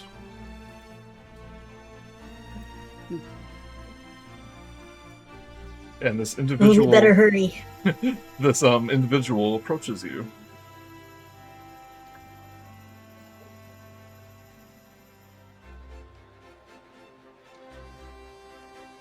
A Vulpin, meaning resembling a fox, with sandy fur and gray eyes, finishes checking the wagon harness attached to a shaggy Gargath. who snorts at them affectionately. The Vulpin ambles over and tips their hat to you. Well, would I be right in thinking that you're heading south too? You look like capable folk, and I can't say I wouldn't appreciate some help on the long way. On the way with all this strange weather blowing up. Care to ride with us? We can ride on the big things. The name's Ling. And I am. Ling, that would be lovely. Convenient. Too convenient. No, I'm kidding. I'm game. Yeah, I think it's a great idea. We could be just like rootin' tootin' adventurers. I lead the Hardy Hoof Trip. And he kind of gestures to all the Gargats and all the people loading up the wagons. I want to ride on one. And I was like, well, little one, I would be more than happy to bring you along. Like usually it is customary to pay the trip, offer protection, but I think if you're willing to protect the trip, as we reach Morbar,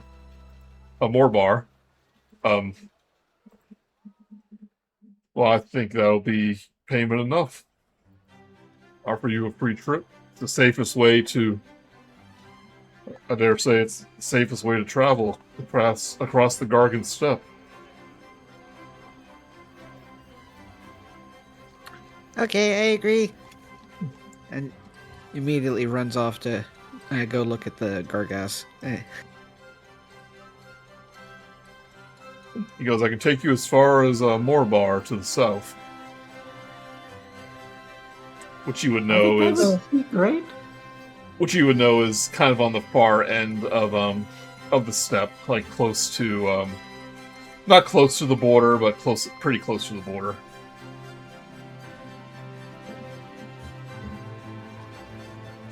Well, that sounds perfectly fine to me. Well, that's excellent news. Can I inside check him though, just to see if he's like shady at all? Sure, yeah.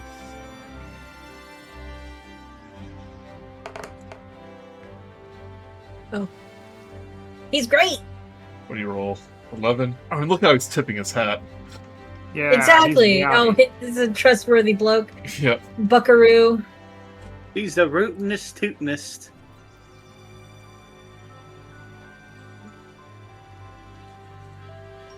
It's like, well, we were just finishing up here, then we'll be on our way within the hour.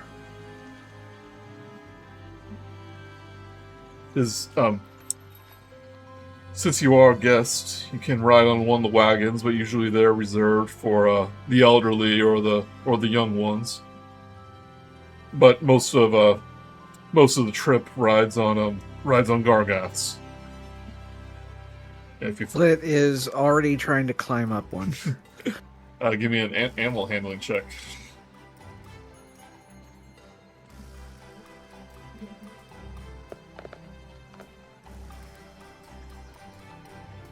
$12.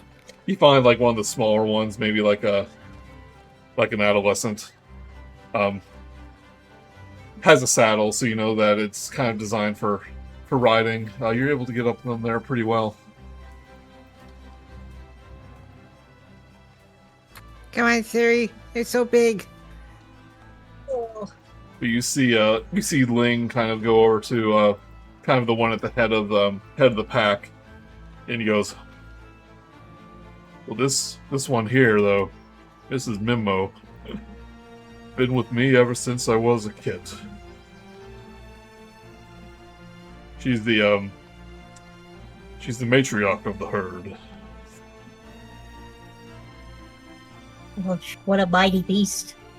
Oh yes, you never He's find suddenly growing up strong and healthy. never find a more loyal friend than old Mimo here. Oh, good. So when they stab us in the back, there'll be two of them. Cool. I don't say that out loud. He tips his Suri's all for it. This was all out of character. he tips his hat again. Knives fall out. You know, Suri, though, that it's pretty common practice for people kind of hitch rides on these trips, because they're a fairly safe way to cross Fernveld. Mm-hmm.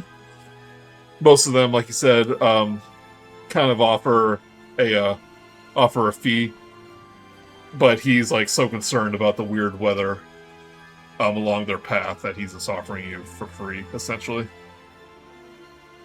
If you're willing to help protect the herd. Oh yeah.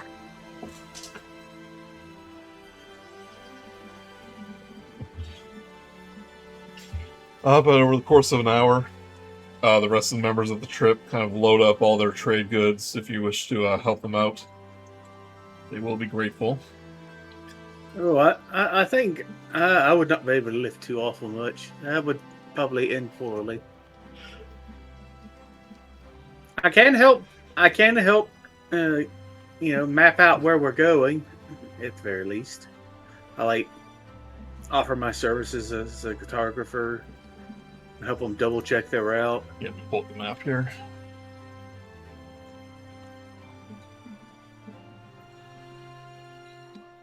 We're right here. I believe you're heading down here.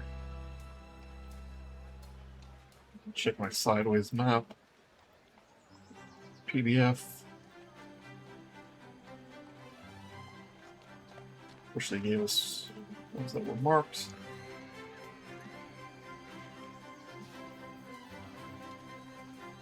Yeah, it's kind of in the middle of the steppe here. It's kind of like a midway point, so a lot of trade happens there. The capital is like further south. But Dallas, you can tell that the storm is heading towards the Stormcrag Mountains to the south. Kind of over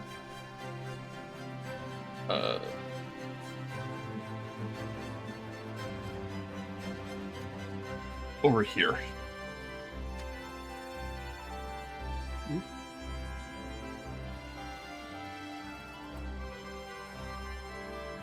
No, I'm sorry, a little more in this direction. See that black circle? I saw it, but it disappeared. There's one further to the south. Ah. Right below the word I Stormcrag. sees it. Yeah.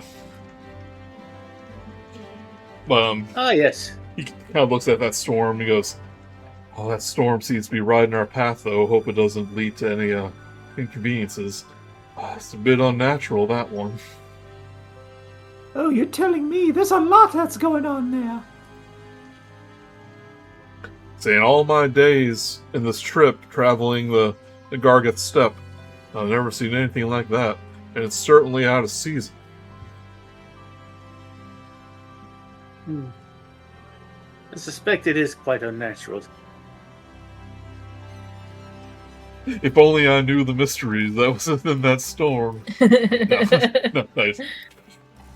You know what? Let's roll an intelligence roll to see if I can tell them.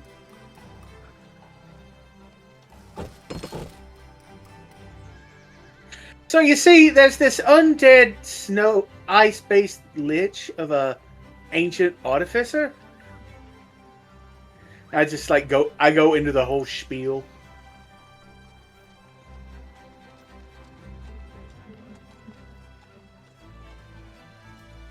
I like how none of us ever stop him from doing that. Yep. Well, in this case, I mean, Well, I'll be a Gargath's uncle. That is quite the tall tale. Maybe by the campfire tonight, you can tell the young ones some stories.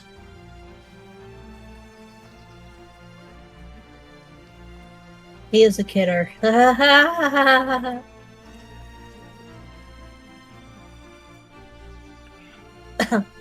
Right, who is going to ride on Gargath or ride one of the small wagons? You can tell that this is a caravan, but none of the wagons seem to be like for sleeping in or living in. It's just a way for the elderly and young ones not to not to tire themselves out, essentially. And just carriages, pretty much. Yeah. Munch is gonna ride in one of the wagons Gargath. because it seems Gargath. like none of them want to deal with his immense size. Yeah, like, I don't know if one of these can handle you.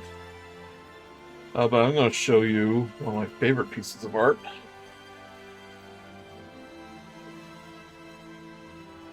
Oh, that's nice. Yeah.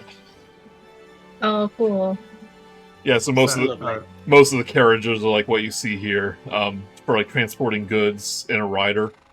So when I say like ride a Gargath, like most of them, not actually on the Gargath, I guess, but because they're more like beasts of burden. Oh, it's like a cow. It's literally like a cattle drive. Yeah. But done by goat people. That's what we music too. Careful though, up ahead we have to ford the river. Oh man, we don't want to get dysentery. Not again. Not dysentery again. But you can see how big the trip is. There's like dozens of beast.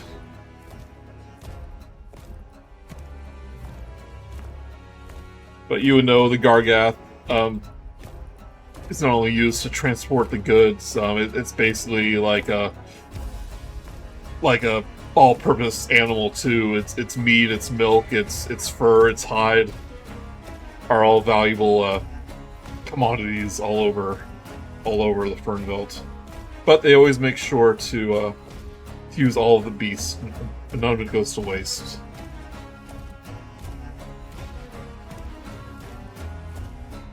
But after you all prepare, the trip gets underway. You kind of exit from the kind of the wooded area, mountainous area of the Fernveld, and onto the open plain of the Gargath steppe.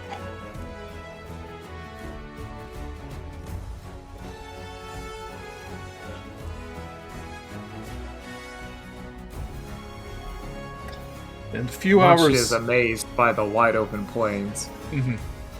Ling is kind of traveling with you, so if you have any questions for him. How long have you been on this, been on the trail, as it were? It's like, oh, this is a family business at this point. My parents and their parents, and even further back, I imagine, have all managed the Hardy Hoof the Hardy Hoof trip.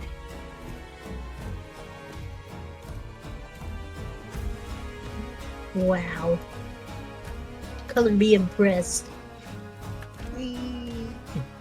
One day, if I ever become a parent myself, I hope they take up the tradition.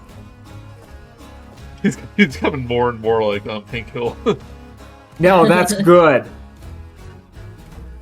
And if my boy doesn't take up the Hardy Hoof trip, then I'm gonna be an extremely disappointed Vulcan. Would you say you're the assistant manager of the herd? Assistant to the manager. Son, I here lead this herd, and I graduated from assistant. This is all out of character. He's not actually son.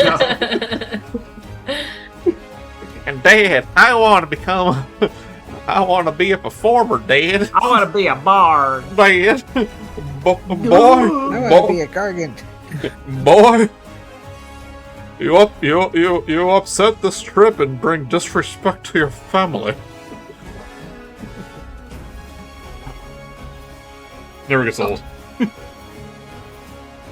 Watch our new show on Hulu coming this fall.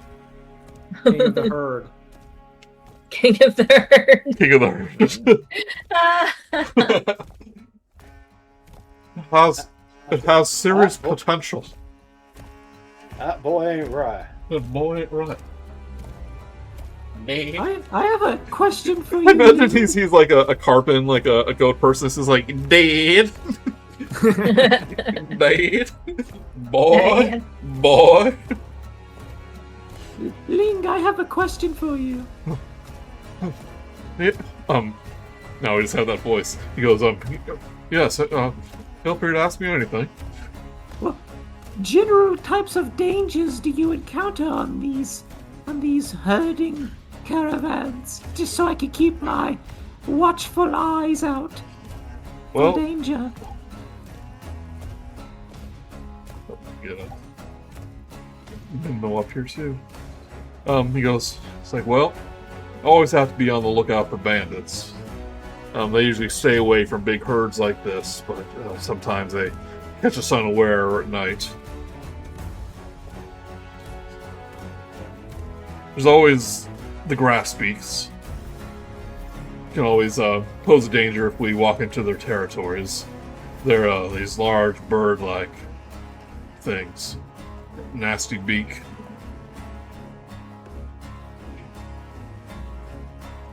But mostly I'm worried about the weather. If a storm, he kind of gestures to the storm in the horizon.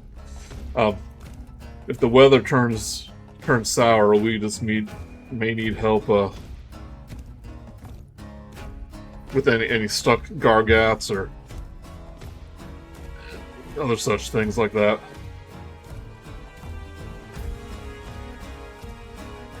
Sometimes we get trouble from the Protectorate, the Stonehoof Protectorate, with their tolls, but as annoying as it is, or their security checks, but as annoying as it is, they don't give us much trouble. Might not always agree with their leadership here, but they keep it safe for the most part.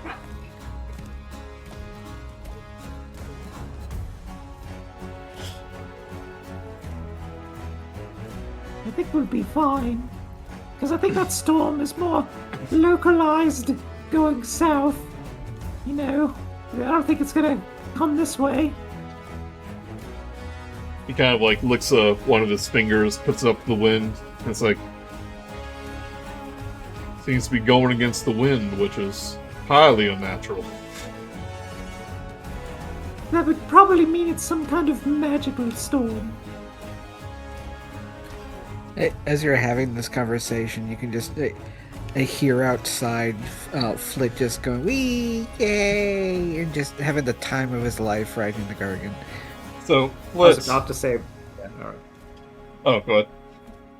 I was going to make a joke about we have our own terrifying beast, a bird-like beast, and then show this card cut to Flit just having a fun time. And just flailing his arms. So Flit, as you're kind of in amidst the herd, you see a number of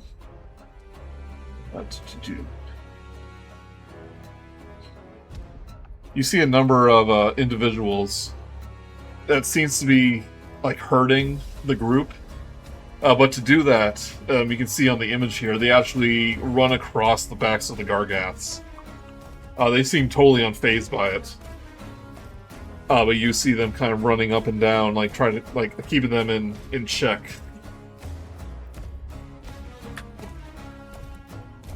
And you notice a young Carpin that resembles a billy goat. Kind of notices you watching. He goes, "They're pretty impressive, huh?" Yeah, they're so big. Need help doing that? What are you doing? Oh, it takes a lot of training. I'm a Garga herd in training. I'm gonna be as good as them one day. I mean, I'm pretty good, but hey, you want to give it a try? Yeah. He goes, "Yeah, it's not that hard. Can't cheat and use your wings. Like, just fly across them." But yeah, he kind of points to like the other end of the herd. He goes, "Yeah, if you can leap across the Gargath's back and not fall on the ground." He pulls out a whip. He goes, "I can give you this as a reward. A wrangler's your very own lasso." Oh, cool. Kind of like gestures to your friend. He goes, "Or if you want to make it a contest, you can see who wins it." Point to Suri. Like to Suri and like everyone else. If anyone else wants to try. I think not Suri's really also what writing one too. Oh, sorry. Yeah, I am. But I'm also not what they would call nimble. Munch just gonna let Flit have his fun. Will you, Dallas?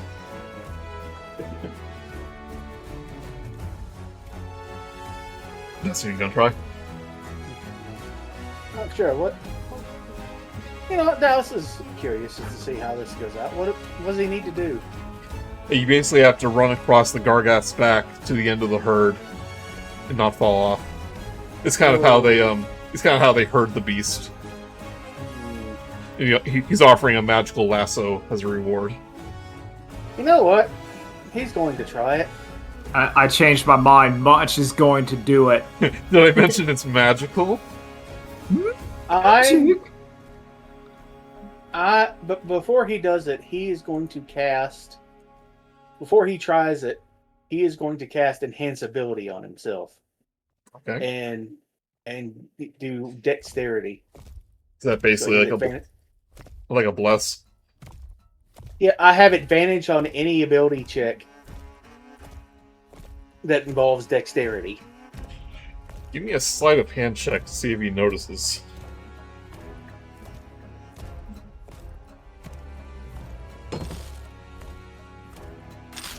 No, he does not. What's the number? Nat 20. Yeah, he's too busy like explaining to Munch and Flit the rules, and you're able to cast that without him noticing. Alright, I want each of you give me a acrobatics or performance check to run and up and down the herd. Alrighty. Acrobatics, go! Or performance. 22. Oh, that's not very good. 9. 16. 16. Flit, maybe you're just too excited, but you kind of fall almost immediately. Only after a few... you're you're just too excited. You start running, and then almost immediately lose your balance. I want you to make me a dexterity saving throw as you're flung from the Gargath.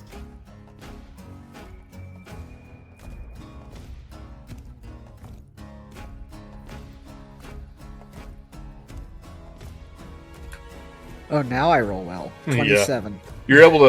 You're able to hang on before you kind of fall to the ground. Because remember, these Gargaths are moving too. Be able to save yourself. The same with Dallas. So you're able to make it a lot further, but you kind of have to move up and then down the herd again. But you just miscalculate one of your steps. And give me a dexterity saving throw. Okay, I do it at advantage. Does your spell, is it for saving throws or ability checks? Ability checks. This is a saving throw. 17? 17. You are able to cut yourself, but just barely. You have to like balance yourself out with your wings. Yeah, it's like whoop, whoop, whoop, whoop, and I just like my arms just kind of fly out like I'm trying to hover. But Munch, the 27. Sorry. Oh, what? You said butt much. Yeah. Actually, I got a 22. That Flit save was a 27. Oh, all right, 22. Yeah, still more than. I'm sorry to derail. Listen, I get it. However, the one with the biggest center of gravity. However, Munch, with the with the promise of a magic item, it's almost effortless as you run across the Gargats, and everyone's just kind of amazed that someone with such. And you have those boots too. Don't you have like boots of jumping, something like that? I have armor of weightlessness, but I'm not using it. But I would imagine it kind of either looks, depending on how old you are, like Sonic the Hedgehog kind of spinning, or like one of the gummy bears from the hit show The Gummy Bears, just kind of bouncing. He bounces across. Yeah, like he's like, woo! The other Garga herders are just kind of amazed as you do it. They're not expecting you to be that nimble. And you make your way up the herd and then down again without any problem. And Yuli, the Harpin that challenges you, it's like, well, I'll be darned. He goes, well, promise is a promise. And he hands you the lasso, which is a Wrangler's lasso. This is a magic item.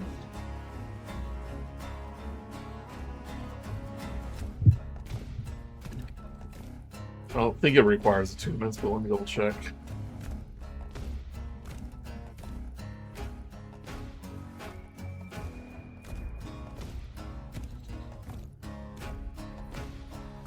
And PDF's not loading right now. But Oh man, I gotta say, yeehaw. Yep, so it is a magical +1 whip, just as a weapon. But it's also a magical item. If you use one of its charges and say the keyword, you can possibly restrain an enemy with it. And also help you in performance checks as you spin the lasso around your head. Oh, I like that. And a whip is, let's see here, whip. It is a finesse weapon, so you can use it for sneak attacks. It's a 1d4 slashing damage. It is not a light weapon, though. So you cannot do it on a offhand attack. So No, that's fine. So you can't really use it as a weapon effectively. No, it's cool though. That's Yep. what matters.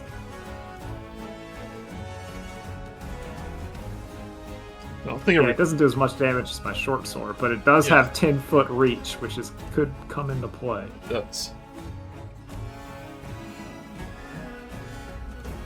So you can't use your offhand anymore, but you can.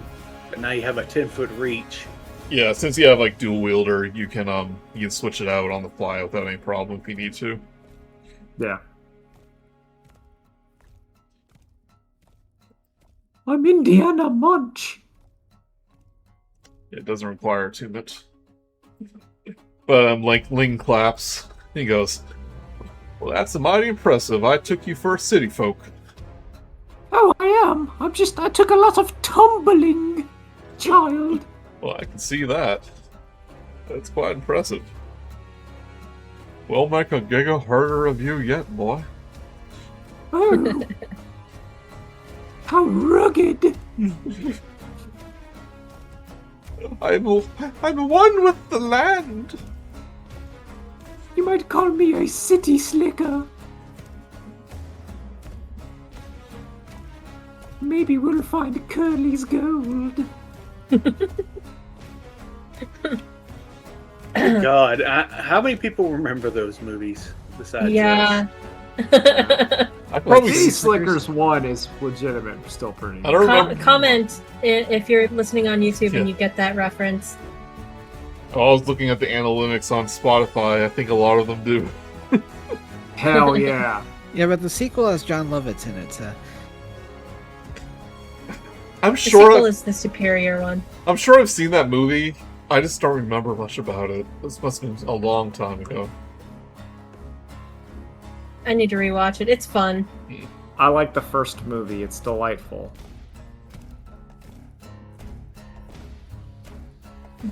But after Both a are few good. after a few more hours of travel, you can see that the sun is setting. Link tells you it's going to take several more days to get to Morbar.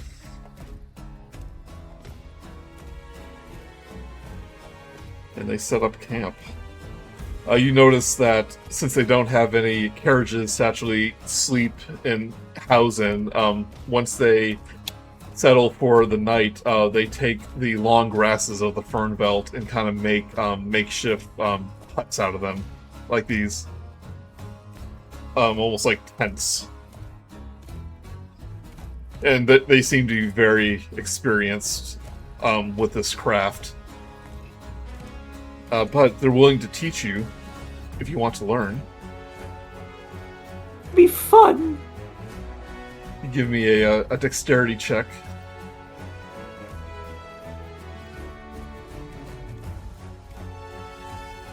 Alright, let's see it.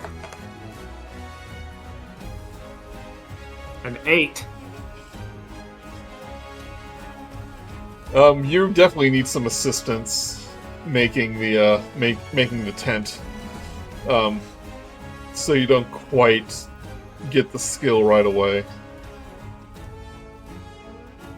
But you're I'm assuming Dallas doesn't bother and just creates a normal tent. I'm powers. sure he has tiny hut or something. No, I don't. But I can't just pop a tent out like it's no business.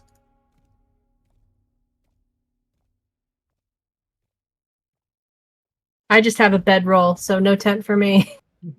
Oh, they're more than happy to make you a tent. Oh, okay. Yeah, Yeah, that's what we're also doing. got That's why I tents did it, from- because it's like, we're at a summer camp. It's delightful. You don't We mind? got tents when we were going north, so, but yeah, in this area we probably just need sleeping bags anyway. It's not quite. I agree. I not want to quite. sleep out under the stars like a real pioneer. I can create a bedroll, but I cannot create a tent. Odd. Should be able to create a tent. That should be a. Oh well, it may not be. May not be basic equipment, I guess. Yeah, I can. Yeah, it's not. It's not on the Suri would list. be pretty comfortable in this area anyway because this is where she grew up. Yeah. If I have. This isn't quite nighttime music, but I'll have to do.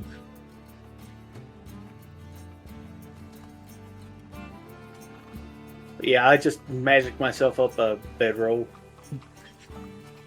But before you get rest, it is mealtime.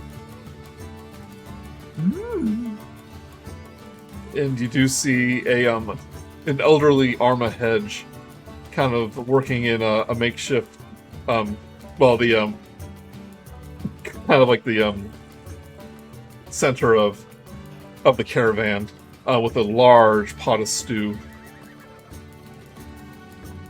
You do see this individual.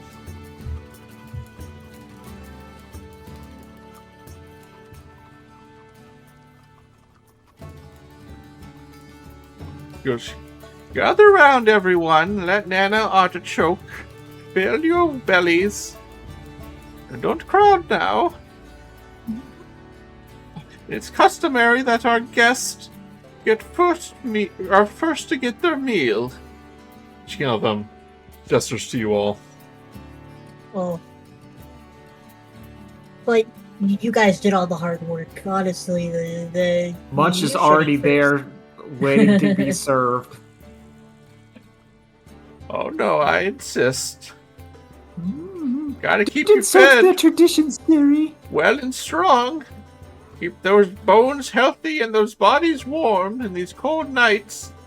Strange weather we're having. Suri's stomach starts to growl loudly. Oh. Your belly Oh, deceives okay. you, young one. You caught me. But you can see she's a Pandalin, much like you are.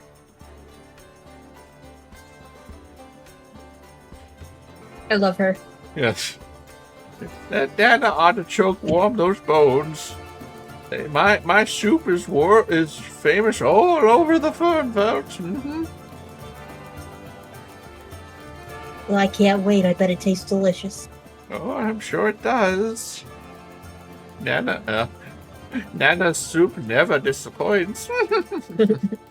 But the food, she cooks includes baked beans, mushroom jerky, and saddle cheese made from gargak milk, as well as the kind of the hearty soup that she's making. You can see that the beans are especially popular among most of the herders. So we're eating some real cow. We're eating like the vegan Oh, pork and beans. This is what you call victuals. Pioneer victuals, apt to make you as full as possible. She kind of like reaches into one of her bags. Suri. She pulls out a small piece of candy, a piece of candy, and he goes, "This is honey from Honey Hearth. Whenever I pass by, I make sure to get a bag full. I can tell that you're from the Hearth. You must miss home terribly." Oh, yeah, it's been hard, but I'm finally going on an adventure. Indeed you are. Indeed you all are. She kind of glances up at the sky, and as like the sun's setting, the storm is in the distance. You can see lightning crackle. And he goes, "In fact, I think you all have a bit of fate around you." Oh, are you somebody who divines? Do you know these things? Oh, Flit is looking around him, trying to find it. oh, you could say that. I do roll the bones, as you say. And what do the bones tell you? Well, we can find out. You want to have a reading? Oh, it's probably against my religion, but I won't stop you. I want to do it after we have an eating. Oh, yes. Enjoy your meal first. And then we can see what omens, how your auras and fate, what they have in store for you. As Suri foretells by reading the honeycombs. Bun's having Curse of Strahd flashbacks, I'm sure. But after you have your meal and everyone's done, after Nana's done serving everyone, he kind of calls you over. She says, "Hey, gather round, and let's read Pebbles." Saying, "Who wishes to have their fortunes told?" Oh, I couldn't possibly make. Yeah, both of us call out. Yeah. I wouldn't mind hearing my potential future. She reaches into the pack here that you can see that I posted in Discord. It pulls out these small pebbles etched with runes.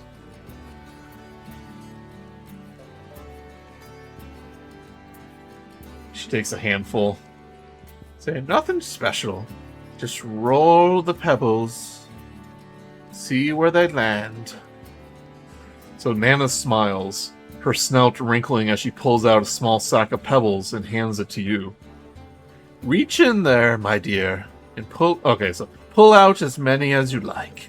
Then throw them to the ground here." She begins to hum, and there is a faintest sense of movement from the pebbles within the bag.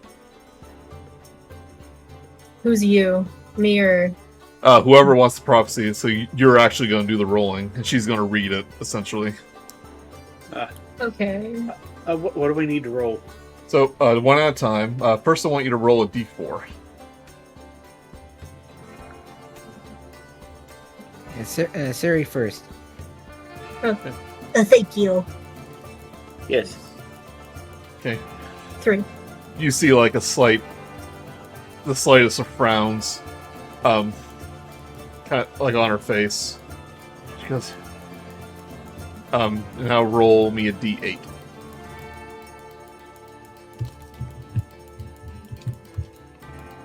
5.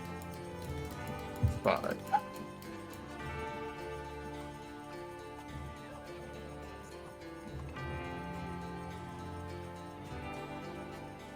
She goes, it's like, ah, yes, the prophecy of the mountain. I predict that powerful enemies are working against you. But I have a feeling that you might have known that already. But I would not underestimate your foe. They may prove more powerful than you anticipate. Gulp. Me next, me next. Hey, go Flit. Right? Oh yes, little one. First roll me a d4. 3. 3 again. Roll me a d8.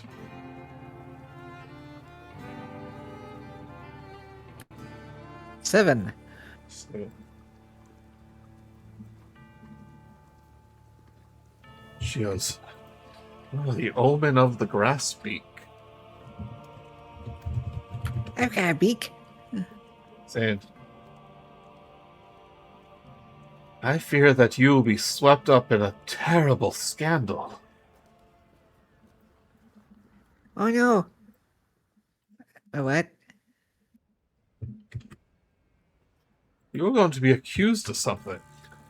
Whether you are innocent or not, you may be to blame. Oh, quite unfortunate. Oh no.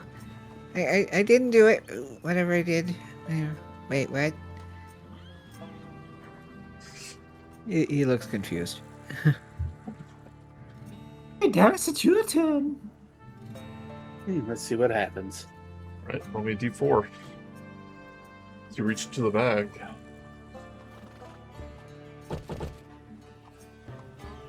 Two. Right, roll me a d8. Hold on.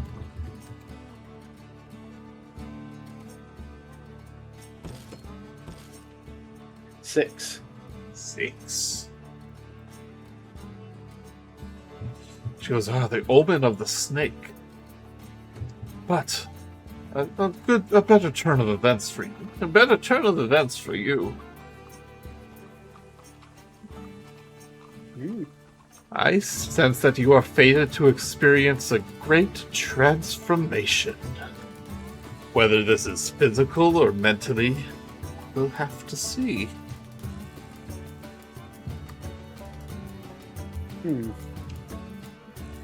Yeah, transformation can be many things. It could be, and honestly, it's usually positive. Change isn't, bad inherently. I believe It's that my this. turn. I believe this will be a good experience for you.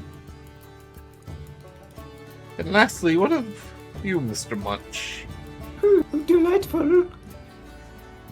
Hey, roll me a d8. Oh, I thought it was D4 than D8. Oh, sorry, d4 and then d8. Yeah, so 2 on the D4, 6 on the D8.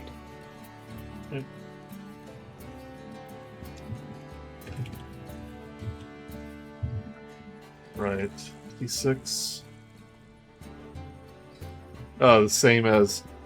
Since it's the same as Dallas's, if you want to re-roll the d8, you can. To add some variety.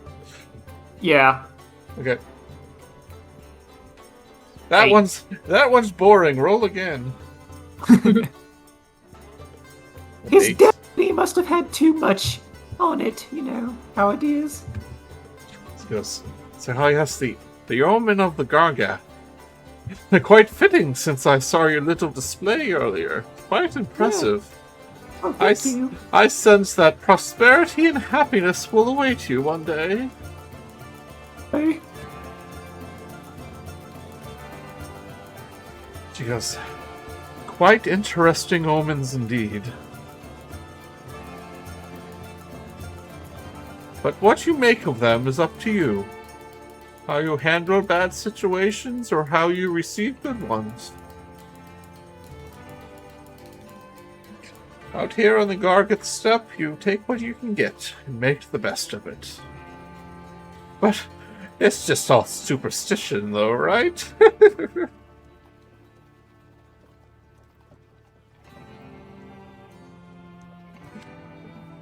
That right?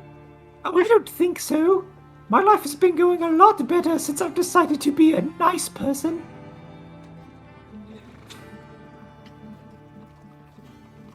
You definitely get the feeling that wherever these prophecies are, Granny or Nana Artichoke wasn't wrong. There seems to be some sort of aura around you, whether for good or for ill.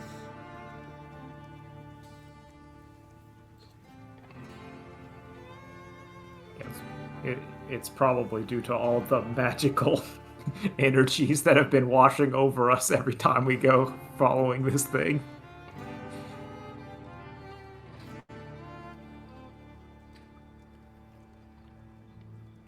We all just got blasted with the magical demon core like a couple days ago. It's like, nah, that didn't do anything to us. As you're kind of pondering your reading, Suri, you hear the familiar sound of quill on ink from the journal. He rushes to open it. She goes off on her own, like she steps away a few steps and turns away and looks at it. If you wish to read this, or I can read it.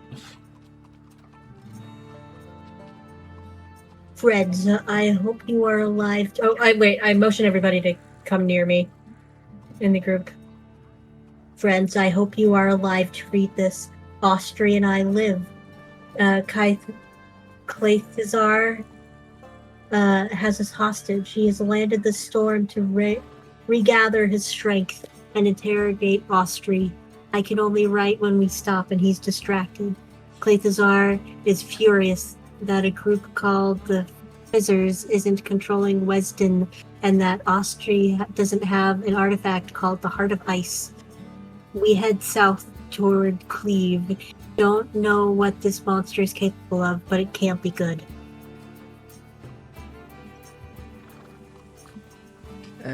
What do we know about Cleve? And since you seem to be reading this message almost in real time, if you wish to ask her something, you think she has time to answer. What is Cleve? I'll write down hastily. Since you're from Fernvelt, you would know what Cleve is. I would know. Okay, never mind. It is a town. Not within Fernvelt, it's actually part of the Stormcrag Mountains. But it borders on it, so it's pretty close. But it's essentially... Okay, so it's not next to Fernvelt. It's essentially where that black dot was. Mm-hmm. Where the storm seems to be heading. Oh, what can we ask them, guys?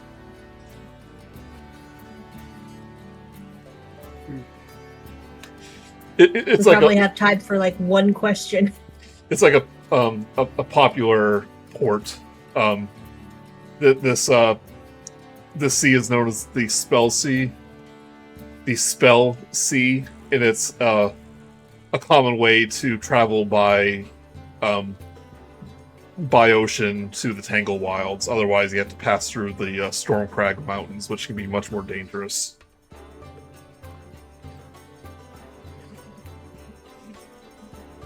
Is Flash with them, maybe? Thanks, let me ask. Yeah. I can write that down. After a few and moments. then I'll write, we are on our way. Mm-hmm.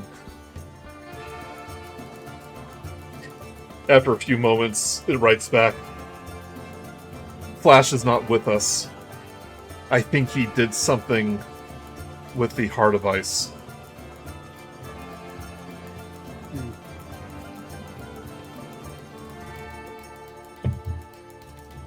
boy. If you remember Dallas, when you did catch a glimpse of the artifact that Austri took in his pack.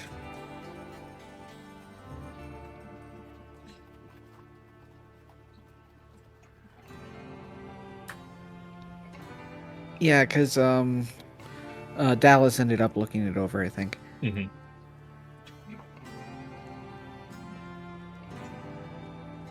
But very quickly, you see Zaya write, Fizzar's body is disintegrating. If he travels for too long, I can answer you more frequently.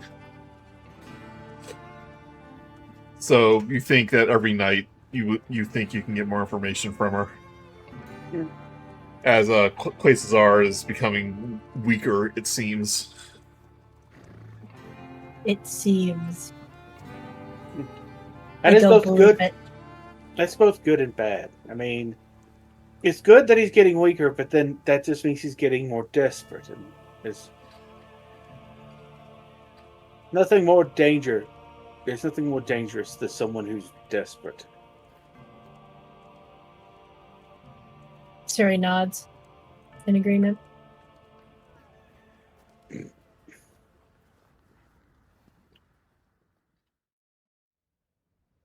But as you return to the camp, like Nana gives you like a knowing look and a wink as she returns to as she kind of retires to her tent. And you all can take a long rest as you rest for the night.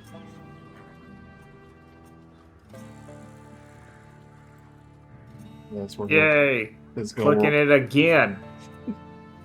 That's where we're going to call for tonight. Alrighty. Woohoo! Yay! I was starting to get really tired. Yeah, it's almost 11. Yeah, well, no, we did a lot. Mm-hmm. Go team go! Go Team Storm Chasers. Go Team Venture! Yeah, oh man, we should have. Oh, Aww. No, could've Storm been- Chasers is better. yeah. Nah, the Storm Chasers is better because we're not. None of us are actually brothers, but we could have been the Venture Brothers because we're going. If all of you wanted to be Rockburrow Jerbeens and you could all be part of Munch's extended family, then we could have been the Venture Brothers. Joey offered me to be Flash's actual brother. Oh, Yeah. that'd have been cool. Well, it's like you coincidentally chose the same species as them and chose a Yeah. name that's almost like very, very similar to their naming scheme. Yeah, I think that it might be a little too familiar and stuff like that. So I Yeah. went with like childhood friend. All right, thank you, everyone. Well, yeah, thank you Yay. guys. I hope That you was all have fun. a good night. Good rest of your week. Yep. Yeah. Thank you for the armor picture. Oh, you're welcome. Oh, did I miss some art? Oh, there's some drawings. I drew Flit in his armor, and then I drew locked in Flit, which was just like Baki the grappler Flit, and then I drew Suri the pain. Bees. She's covered in bees. My God. There's actually a type of ranger called the Swarm Ranger that uses like insects and stuff as weapons. Oh, that's so cool. Yeah, so I can imagine like you being like a ranger that just has a bunch of bees. No, I have to consider that for my next character. Just be the pain. Yeah, I played one in No. our Waterdeep game. Yeah, Could be he used Dr. to- Bees. that. Dr. Bees. Dr. B. Anyway, thanks Alright. for playing. Yeah, I'm thanks everyone. heading out. Yep. You guys Goodbye. take care. Bye. See you next week for Alright, see more ya. fun and adventure. Good Yeah. night. Good night.